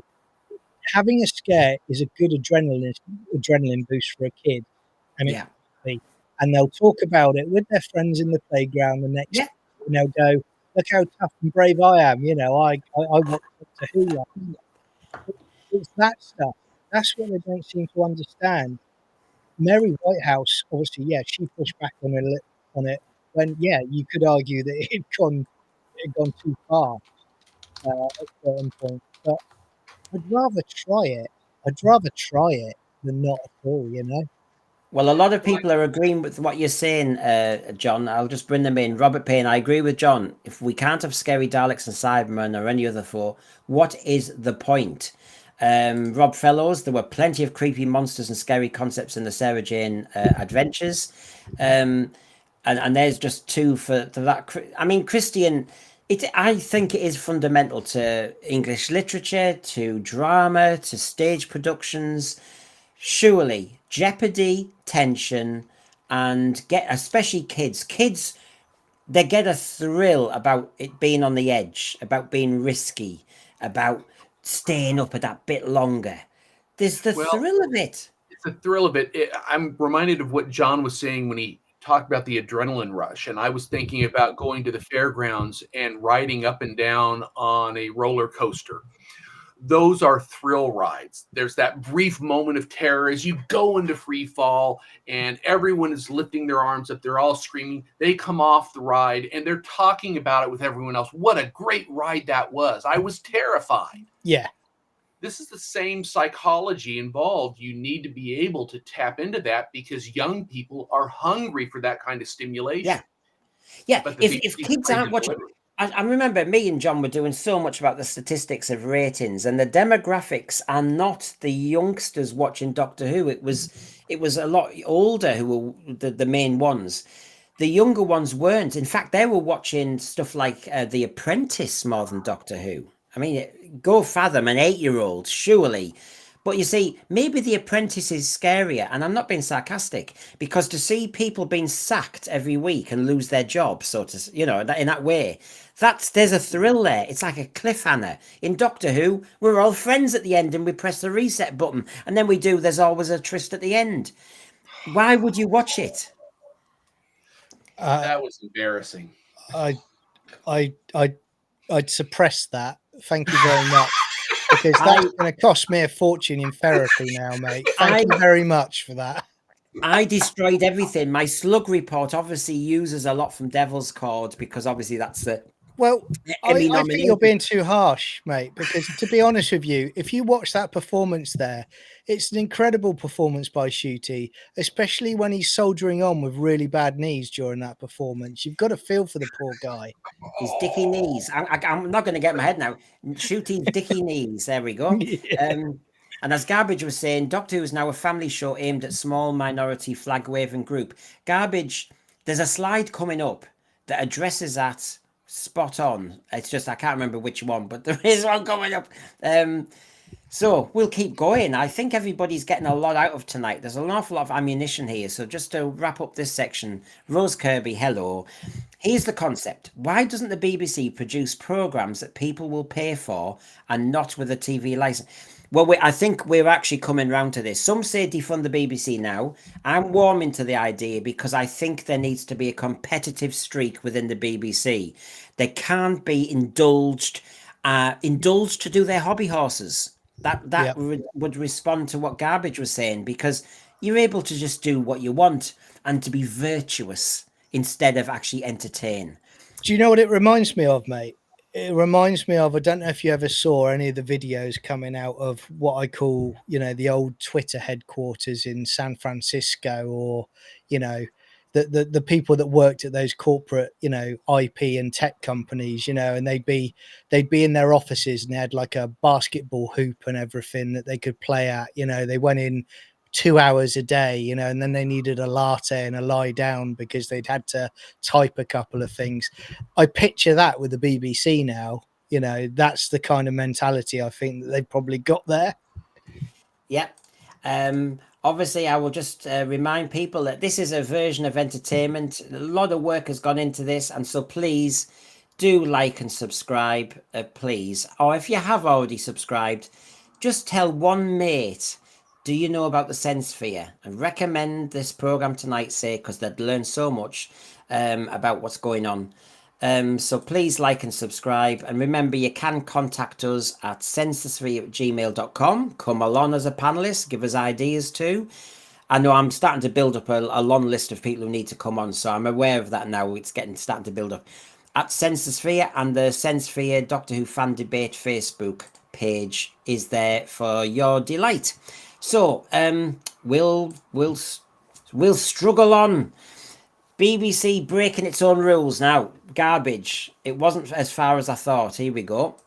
So this is my media insider who just is explaining all this. This is about internal politics at the BBC, because they have a document that everyone must abide by called Standards and Practices. And I'm pretty sure that having sexualized content at 6 o'clock on a Saturday is not part of Standards and Practices. But who's complaining? Who's saying this is breaching our standards and practices? Why is nobody doing this? Because, Brendan, nobody's watching Doctor Who. Yeah. And I would also just add on top of that as well that there's a certain there's Ofcom in the UK that are just as captured as the BBC. Yeah. So they should have picked up on it, and because they're captured, they allowed it to go out. You know, they should have been all over what he was doing with Doctor Who. So you've got an external Ofcom that should have been picking up on it. But again, yeah, I agree with the source here. Nobody was watching it because it was just terrible. Not even science fiction, just even as a drama concept or a soap opera concept, it was awful. And you know, I've said before, in 50 years' time, not many people will be talking about this era ever again.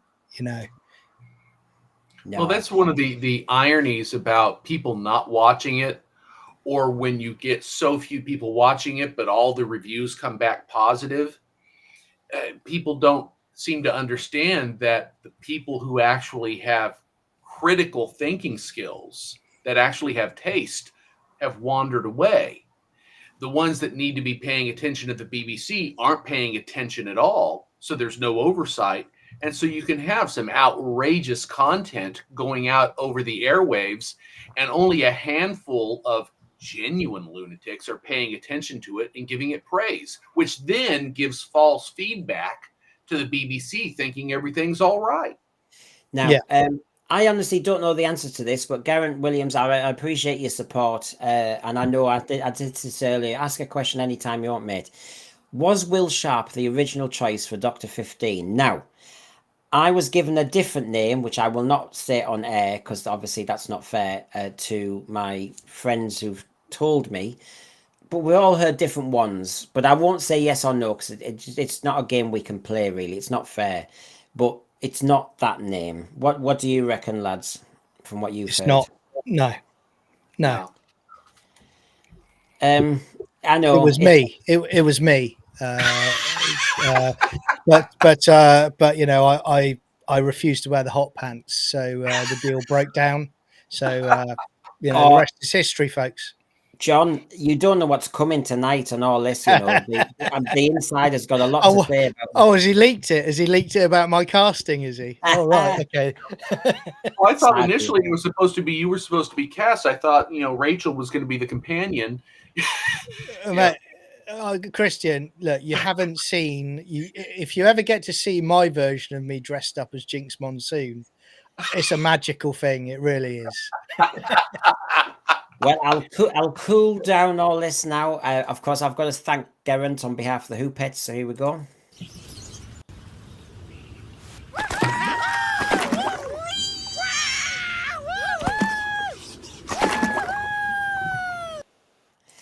Yeah, I don't think you'd ever see the BBC executives cheering about Doctor Who ratings like that anymore, going, oh, what a big-sized audience. No.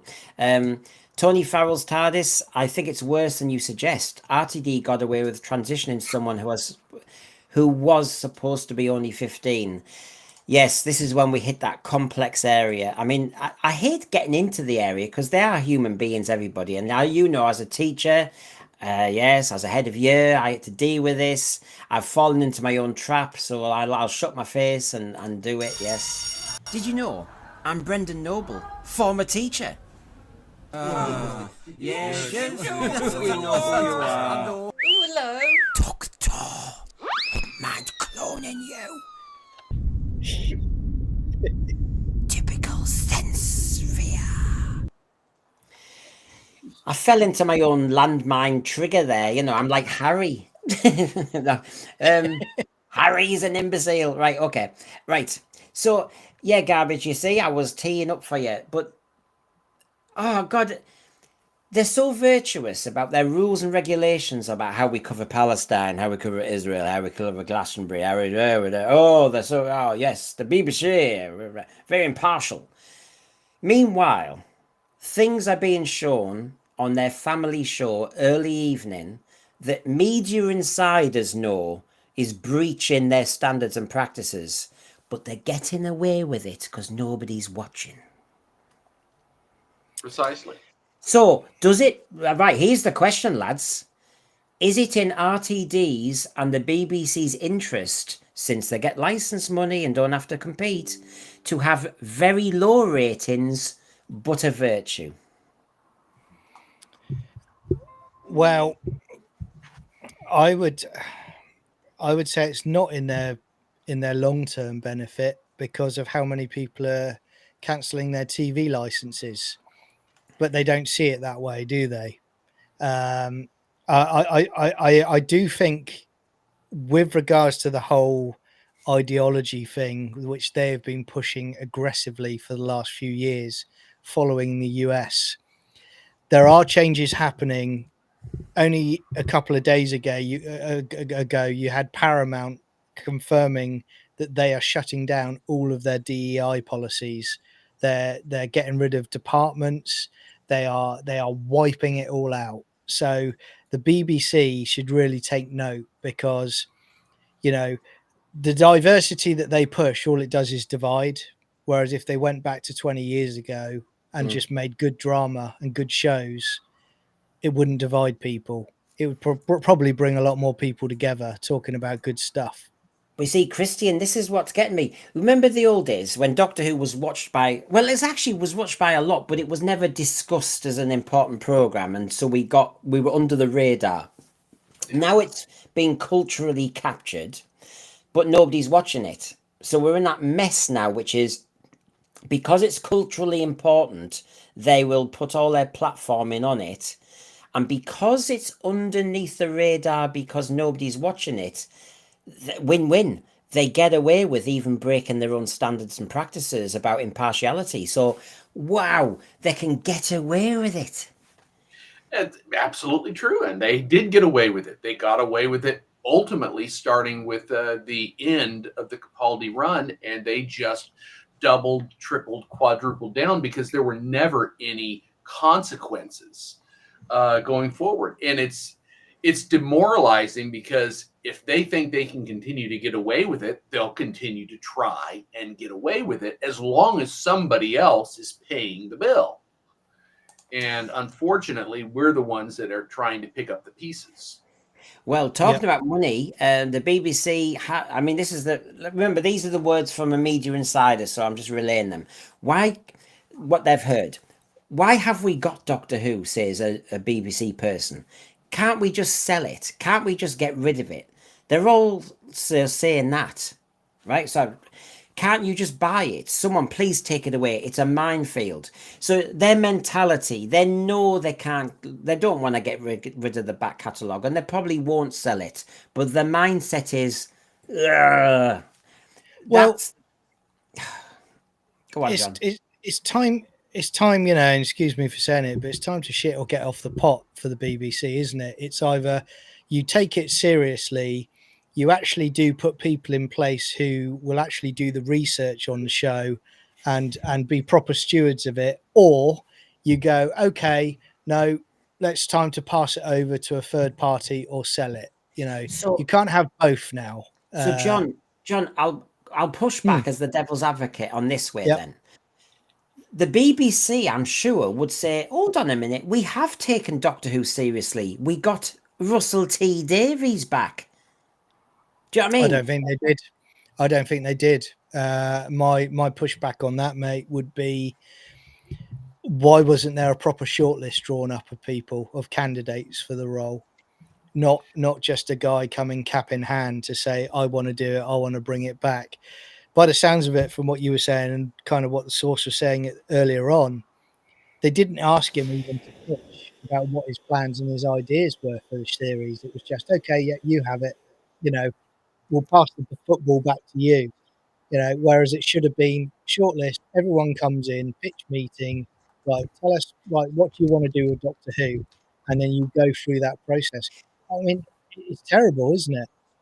Well, John, they should have gone through that process. They should have had a pitch room. RTD should have been one among 3, 4, 5 people making a pitch. They should have been making an informed decision, but they didn't want to put in the labor. And I would surmise secretly, since he was already ideologically captured as an individual, they're saying, hey, he's already on board with the DEI agenda-driven content that we need to push, and we know he'll probably push some of that in there. Let's just let him run rampant. So they could have their cake and eat it too. Yeah, true. I was going to say something, but it's gone out of my head, so I'll just keep ploughing on. On the cash cow that is Doctor Who, every Doctor Who fan will say, but it makes money, so can't the BBC take it seriously? It makes them so much money internationally that they can sort of weather. Now, here we go. They can sort of weather the bad ratings. So they're breaking their own standards and practices, but they can then get their messages across. Win-win. And the ratings are bad, but it's okay. They're still making money. Win, win, win, win, win, win. So they can ignore the lunatic fans. They can ignore their own standards and practices. And they can just, tick off their Cub Scout badges of virtue. This is fantastic. Well, it comes back to the lack of consequences, because imagine this. Let's just imagine this, that the money was going to dry up and the BBC was going to lose revenue in various arenas because of the failure, and someone's head was going to have to roll. They'd look at it through a much different lens if there's accountability. And there is the catch. There is no accountability for producing bad product. Yeah. Yeah, and Squinty Mint, you're right. You can see where we are roughly. I don't think we're an echo chamber, but we're falling into a similar position overall. But you're right, Squinty Mint, that within that, there's problems. I have been a supporter of the BBC. When we were living in Australia, we missed the BBC, truthfully. Came back, oh dear. So Squinty Mint, I do get it. There have been people banning on about the license fee for decades, particularly Rupert Murdoch. I don't trust the market alone to give us protections. Well, look at the water industry. Look at the energy companies. I totally agree with you there, Squinty Mint. You let the private enterprise have free rein and we're stuffed. And so I totally get what you're saying. Because within the defund the BBC, which, as you know, I said I wasn't quite there yet, I'm well aware once it's gone, it's gone. I just wish there'd be more serious within the BBC about what they do. If I'm called a TV executive, I'm an executive of some television production. You'd expect you took it seriously. Sadly, I think they sit behind desks, twiddle with the paper cups, check how big their pension is, check they've done some virtues before tea time, and that's it. That's my disappointment. And so, yes, I've got here, they've made money. We every year in the annual report, it made 256 million for the UK economy. It made 400 million overall over many years for Wales. La, la, la, la, la. Yeah, whatever. None to the northeast, so stuff. And that's over 20 years or so, though, as well, isn't it? So that's like a pebble in a lake. Yeah, don't get me wrong. 256 million is great. But when you're talking about, for Wales, that is a pebble in a lake. And it's they can spin it as much as they want, when if they'd handled the brand correctly, it probably would be making a lot more right now. So there you go. That was the BBC section, but then we get tasty on what the BBC thought of what was going on. Is everybody up for this one? I'll give everybody a choice here. We've got the By Generation and Confusion About Reboot by the BBC, or you can all go for the Billy Piper clickbaiting ending, or you can go for the dim view of fans, or you can go for the shooties behaviour and exit, because I don't think we'll fit everything in tonight. Right, so everyone in the thread, what do you reckon? Do we continue with the By Generation stuff? Billy's clickbait and ending, dim view of fans, or shooties behaviour and exit on the BBC's opinion on it? So, Christian, what's your topping you with? Oh gosh, I was just looking at the stream. I'm almost tempted to look at the By Generation, since that's a starting point for everything else that went downhill afterwards. But I am definitely curious to see what everyone has to say. What about you, John? Yeah, I've got to go By Generation. That was when that prancing bad-kneed idiot turned up, wasn't it? Yes. Yep. Yeah, well, here's garbage. Why did the regeneration happen? You might not be the only one. Okay, right. I won't hand around. If a lot of people have said, Sonny, I know you've said Billy. Billy's coming up next after this. So the By Generation reboot confusion. Here we go. Oh, sorry, Stephanie. I can see what you've just written. Right. The specials. Remember them? God, it feels like so long ago. The 3 specials were not supposed to be about continuity, according to the executive I spoke to. Remember, this is the media insider saying who they spoke to. They were supposed to be just 3 big specials, just to get David Tennant and Catherine Tate without all this bloody continuity stuff. And what are they talking about? the stuff from the Chibnall era that nobody knew. They didn't understand what that was because they didn't watch the Chibnall era. So we've slated the BBC tonight, and quite rightly. But within there's more devils and details. The BBC and Disney thought they were getting a hard reboot, and there's more to come. They thought the 3 specials were not continuity messes. And then they go, remember, they're tuned in, and then they thought, what's this bloody continuity crap? So, call me crazy, you know, because these people are clearly morons, but Now, that's an insult to morons everywhere. Yeah.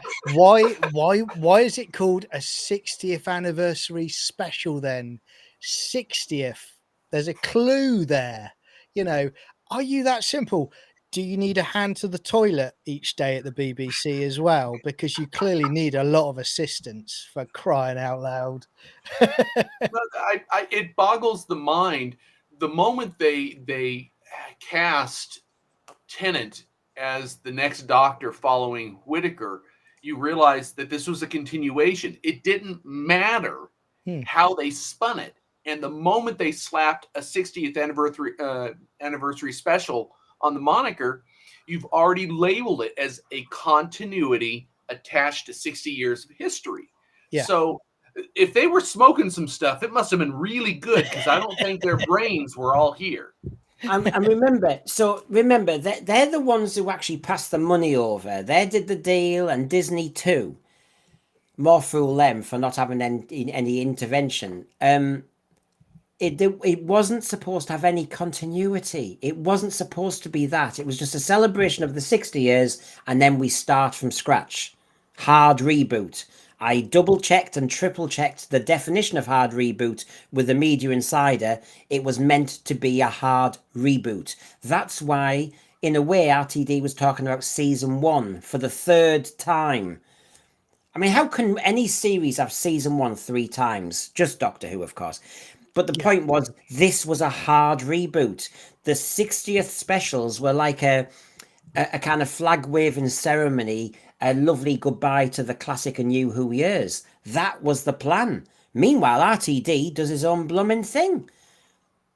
You can imagine Disney, can't you? Phoning him up. You can imagine Disney phoning up execs at the BBC or Bad Wolf and going, "Yeah, this new era we've got going, this new Doctor. Just a quick question: why is he prancing around in underpants? You know." But that would be the first alarm bell, wouldn't it, for Disney? You are not the only one. My next slide, I think my next slide will mention it about the underpants. And this is, remember, Media Insiders think that, oh, this is Doctor Who, and we've got Tennant back. Yeah, apparently that was good then. You know, that's as far as they go. Oh, dear me. So just to get everyone in, Sam and Ashley, oh my God, by generation, don't get me started. It's not my fault. It's not my fault. It was mentioned. Hartnell's Ghost, Shooty first appears in tight white shorts. Can you imagine? Yeah, if Jodie Whittaker appeared in bra and knickers, well, it's game over, isn't it? Garbage will be doing his AI till midnight.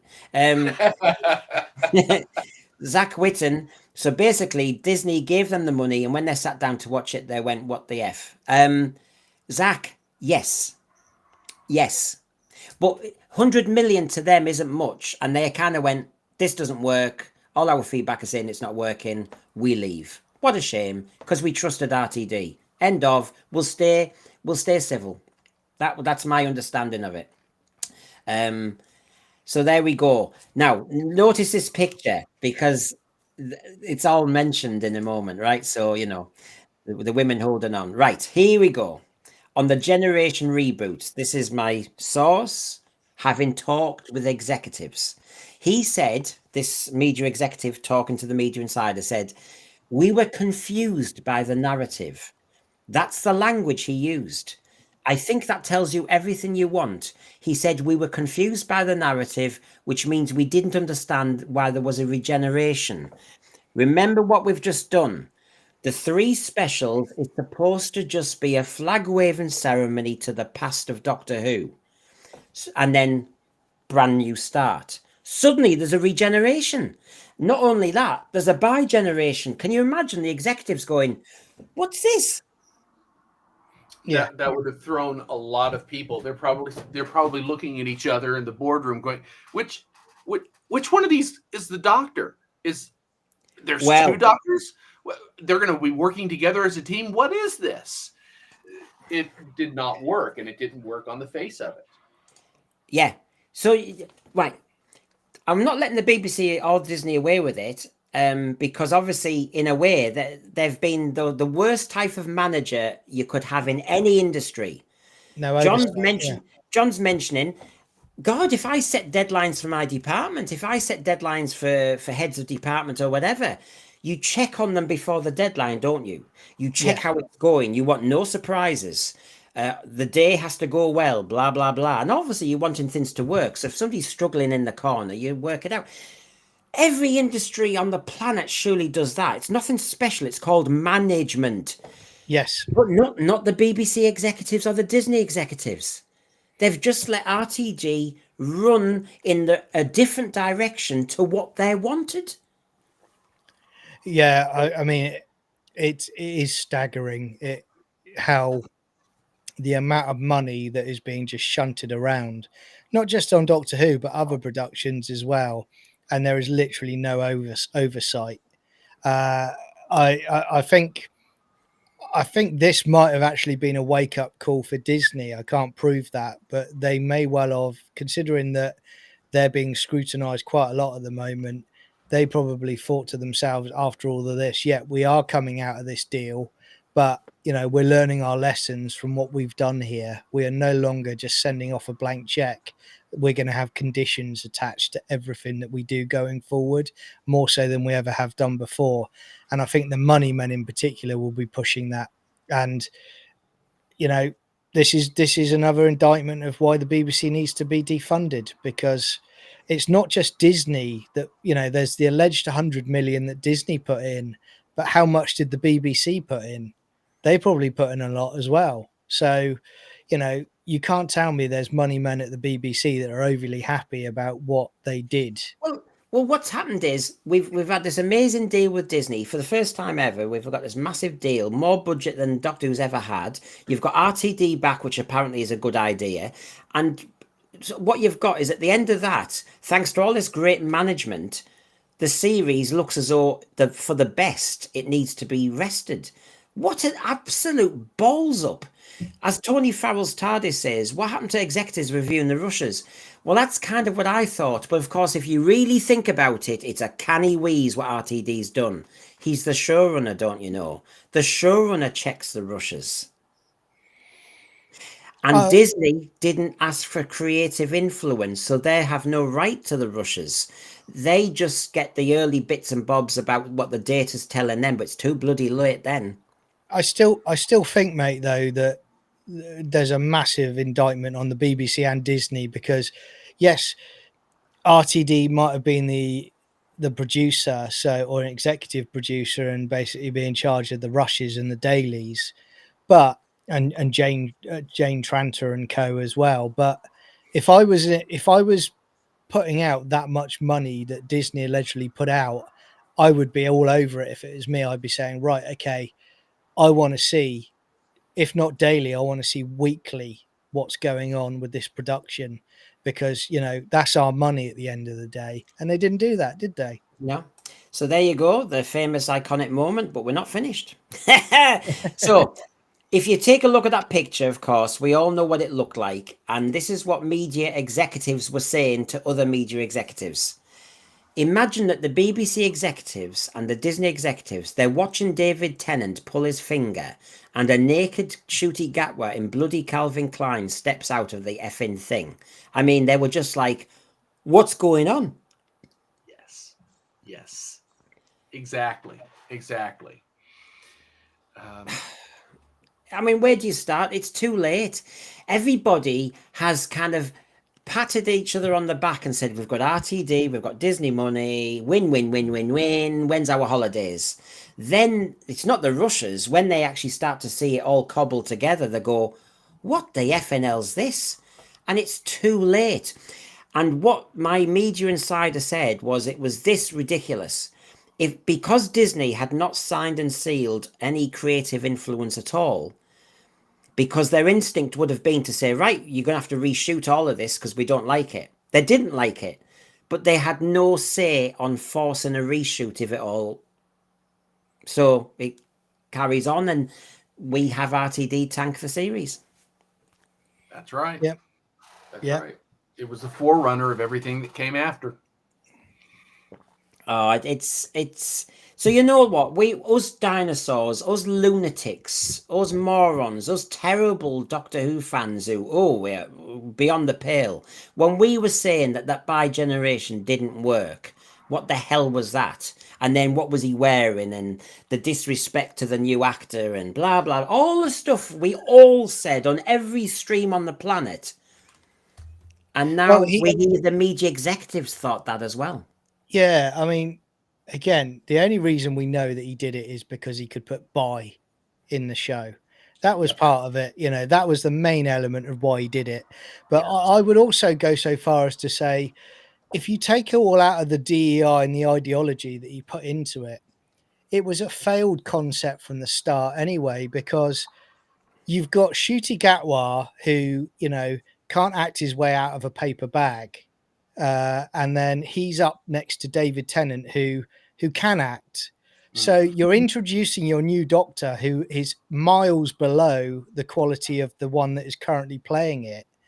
You don't put them together because already people are probably thinking this is a downgrade on what we've currently got. You at least do what we did in the classic days, and you did, right, okay, the Doctor's critically injured at the end of the episode, then you get a quick nod to the new Doctor. But no, they didn't. He didn't do that, did he? Because he wanted his buy moment. He wanted the buy moment, and a lot of people talked about this, notwithstanding the fact that Gatwa is not a brilliant actor. It wasn't fair to bequeath the role to him and still have Tennant around, because that meant he didn't have his moment. Tennant didn't have a clear moment to, quote, pass away and move out. Yeah. There was no clear moment devoted exclusively to Gatwa to enter the frame. So it wasn't fair to either of them. Now, these quotes are all from my transcripts from my video chat with the source. But then, obviously, as you all know, I then met the source, but I didn't have a tape recorder there. I mean, but in that chat, he added a bit more. So you just have to take my word for it, everybody. But he was saying that the media executives, not only were they wondering what the hell was going on with the spy generation and underpants and all the rest of it, they said, why is David Tennant still there? What's going on? And just like we were saying, we're still asking that question, aren't we? Like now, it was like, again, you got like Christian, Brendan, you know more about writing than I do. Okay. But it creates a massive plot hole when you're putting a season finale up, when you've got a giant dog turning everyone to ash. And you've basically, you're telling me that Doctor is going to sit in the back garden while it all kicks off. No, they're not. They would be involved. They would get in their TARDIS and deal with it, or be involved in it at least.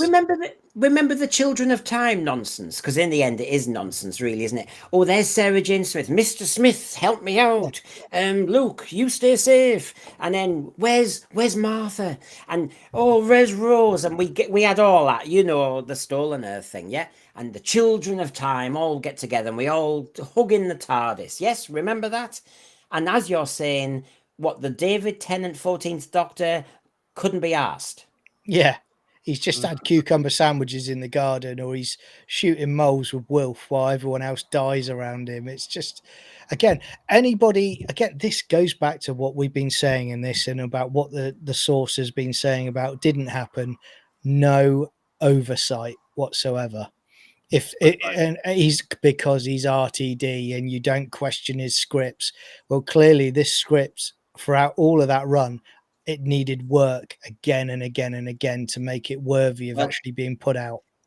I'd love people to realize that I'm careful with every word. When I started tonight, I said I would show their disdain, their apathy, their hatred, their dislike, their laziness, their arrogance, their disinterest, their ignorance of Doctor Who, and their loathing of fandom.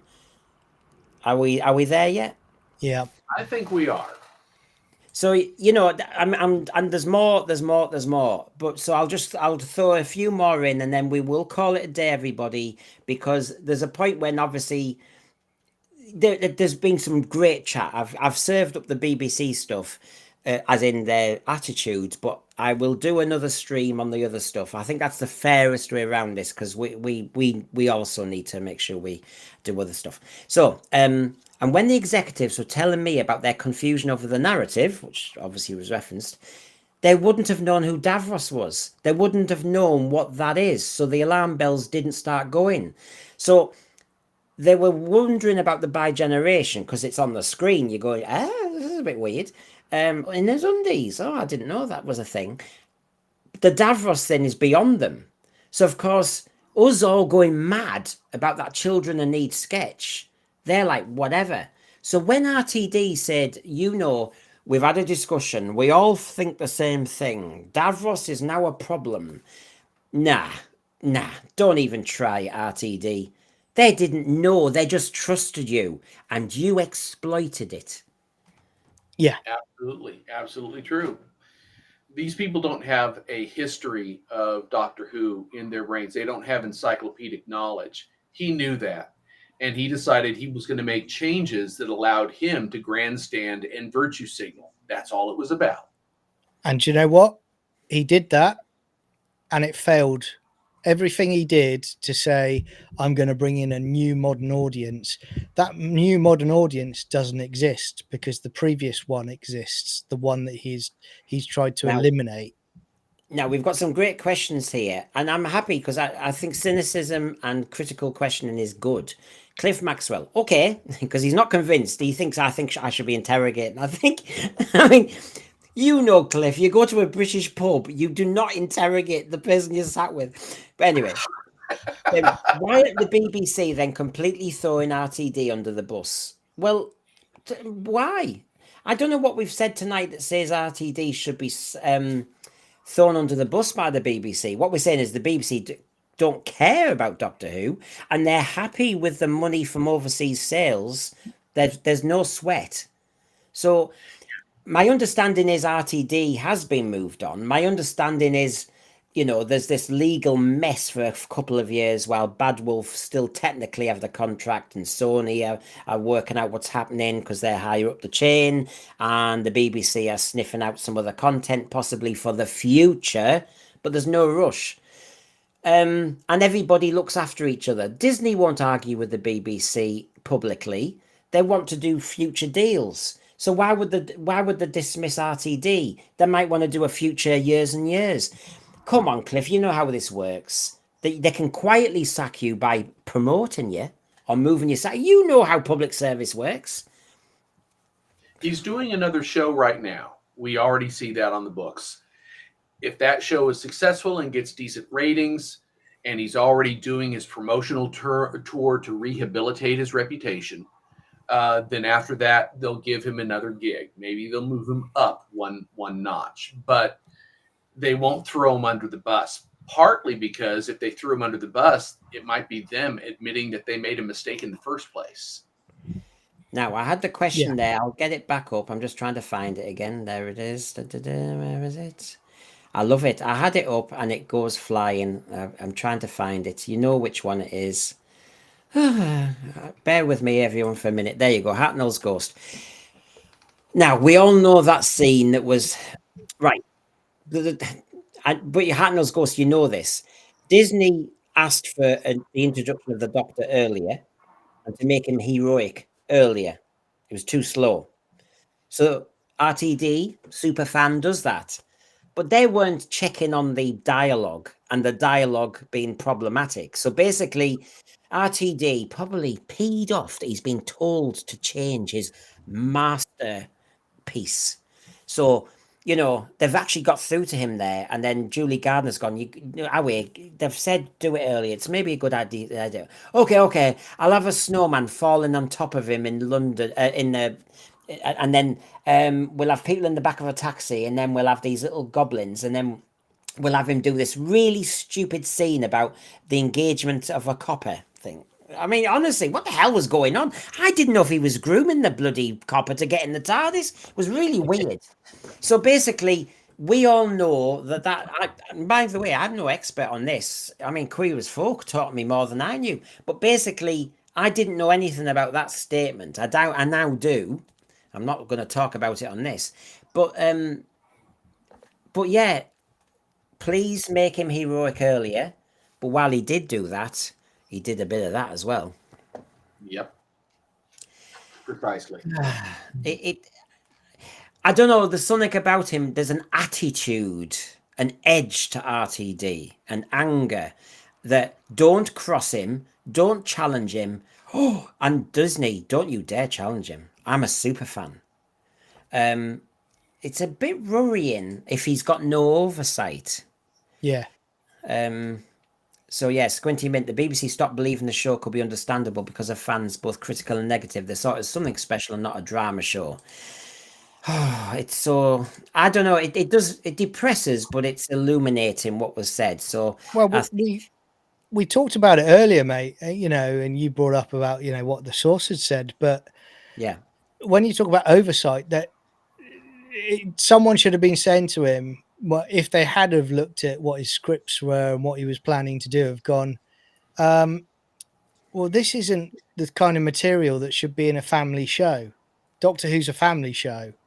So if you want to write that, let us know and you can step down and we'll look at commissioning a show that fits that after the watershed, but they didn't do that. And that's their job. That's just dereliction of duty. There's too many. Look, come on. We look at the NHS. Misconduct. There are too many executives in the NHS. There are too many executives in education. There are too many executives in the BBC. Fact. Bangos. You just don't need it. And therefore, there's people sat behind desks that don't know what they're doing. That's the truth. Final slide, everyone. The BBC were told that in this reboot, things were going to happen differently. And they just went along with it because they didn't know what that meant. And then it's a very long quote. Kissing men? Rogue? Trans? Question mark, question mark, question mark. They didn't rubber stamp that. They didn't know we were going in that direction. RTD just decided, yeah, we are. Yeah, I mean, it's crazy, isn't it? I mean, again, it all goes back to what we've been saying about the fact that there should have been oversight. There should have been regular viewing of dailies, or if not, seeing what was going on weekly, keeping an eye on the scripts. This is what happens when, not just the BBC, but, more so with Bad Wolf. We've talked about it before on your shows, mate, where we've talked about Julie Gardner and co, that they see him as a friend.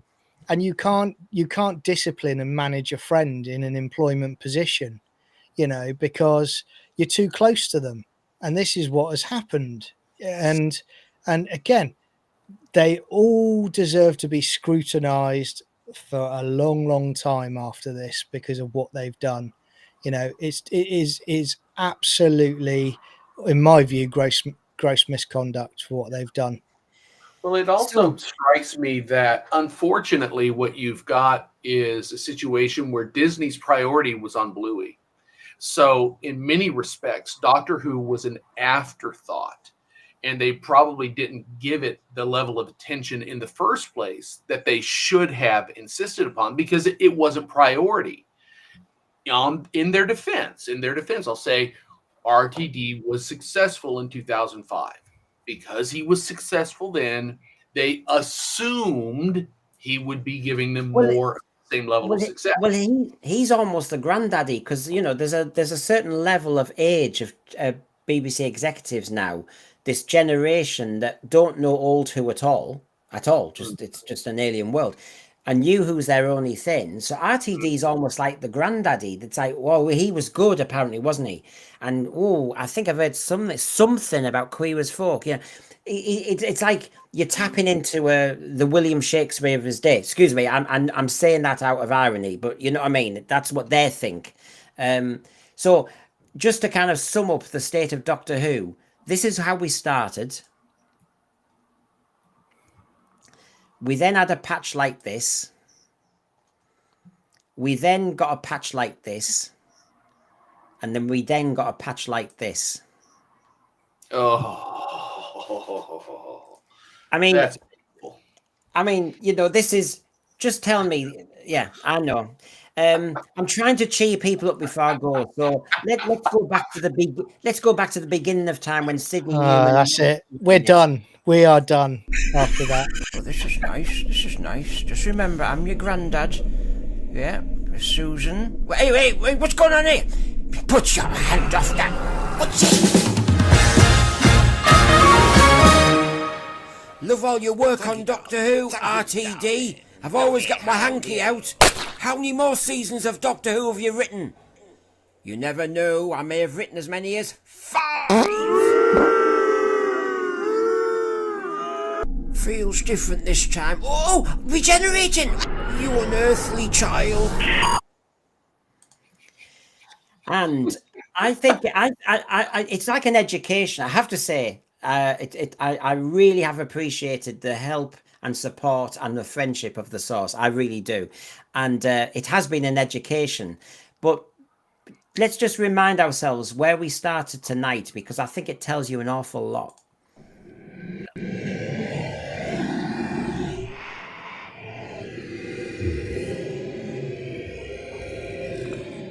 I love being associated with the character, just don't like being associated with those people and the politics that went on in the first series.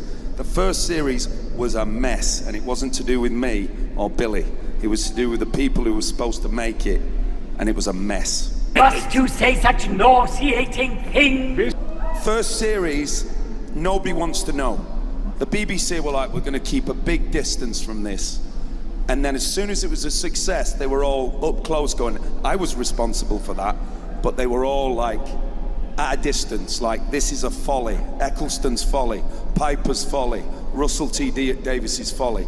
And then when it worked, suddenly, oh yeah, I worked on that. They wouldn't come anywhere near us. And then they jump on the bandwagon. Those kind of politics, I'm not very good at handling. Just go. Just go.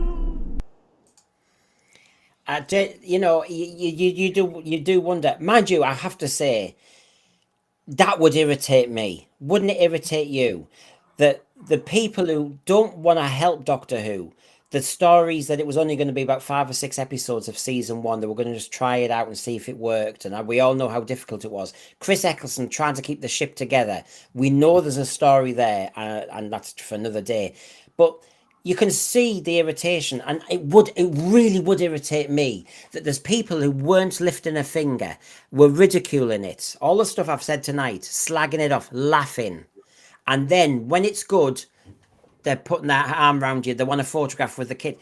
Oh, that would absolutely rile me. Yeah. I think we can all agree it's very aggravating to see someone who actually was antagonistic towards you take credit for your accomplishments and your risk. Yeah, I mean, I get it. I've had it in my industry. You know, I work for corporate companies, you know, business insurance, and they do the same thing. You know, you get the sales manager and director that, you know, are bad mouthing you for a certain period of time, and then all of a sudden you come in and you've picked up a 60 grand case. Next thing you know, you're going, oh, I always knew you could do it. And, you know, we worked as a team on this. And you turn around and you go, no, we didn't. You know, get lost. Yeah. you always hope that person overspeaks and then everybody realizes they had nothing to do with any of it. Yeah. You know what I mean? I've seen it happen where they overstate their involvement and then everyone goes, but that didn't happen. You don't know what you're talking about. And then they look, oh, I love that. Yeah. They always get found out. They do. So look, hey, it's been a fantastic stream and we've still got loads left. So that's even better. A sequel, a cliffhanger. What do we know about shooting? What do we know about Flutie's exit and his attitude at the BBC? What do we know about Billy's clickbaiting ending? What do we know about their true feelings about the fans? Oh my God, there's more. So what I will say to John is this is the moment you don't want your mic to be breaking because I want to advertise your channel like mad and get your subs up. He's had a good week. So if John's not, he'll come back. He's just sorting out his mic. So what I will say is, please, you say it yourself. It's your channel. Go on. Oh, thank you. Yeah, so my channel is Sci-Fi Chronicles on YouTube, and yeah, we're doing, me and Brendan do some Doctor Who related shows, which is good fun. We've just done a Cyberman one that went up last Saturday. It's doing quite well. I do a Stargate SG-1 live watch along on a Sunday night. We do movie reviews and other science fiction show reviews. And I can announce tonight as well, seeing as Brendan sort of given me the opportunity, but very soon I'm going to be launching a Marvel Agents of S.H.I.E.L.D. watch along as well. So that's what we're doing. Brendan works a lot harder than I am, but even I know how hard it is at times to get these shows out. So please, if you haven't already, please like and subscribe to this channel, because Brendan, trust me, is putting in a lot of work at the moment, and it would really be good to show him some support. Yeah, I think it's thank you, John. I think it's important to say I would really be chuffed to get to 2K. Yeah. There's a tease going on at the moment that we're just going to hover for months, but it would be very nice. I think my day is done then when we get there. So thank you, Divine and Dragon, Christian. Thank you, because I'm not going to be able to use Christian all the time, folks. I know you love him, but he will have to go back to work soon. Oh yes, back to the classroom. I know, which is, so you see, I've been using him as much as I can because I won't be able to use him all the time. He's going to always be there, but it's unfortunate that he's got to actually work and pay the bills. So there's that. Garbage, of course, Garbage Who, his channel with the cheeky AI and the Billy Piper and so yes, check him out. Give everybody a sub. It's a nice little thing to do. Give us a like. Our like should be high tonight because we've given you so much food for thought. It's a shocker. I say thank you to my source, to my friend. He will be watching later tonight, and he'll give us our scorecards and say whether John needs to up his game and whether. But anyway, it is quite funny, or whether he's going to be eliminated like the Who Pets. And remember, everybody, I'm now going to have 2 days off. It's amazing that. I don't know what that concept feels like.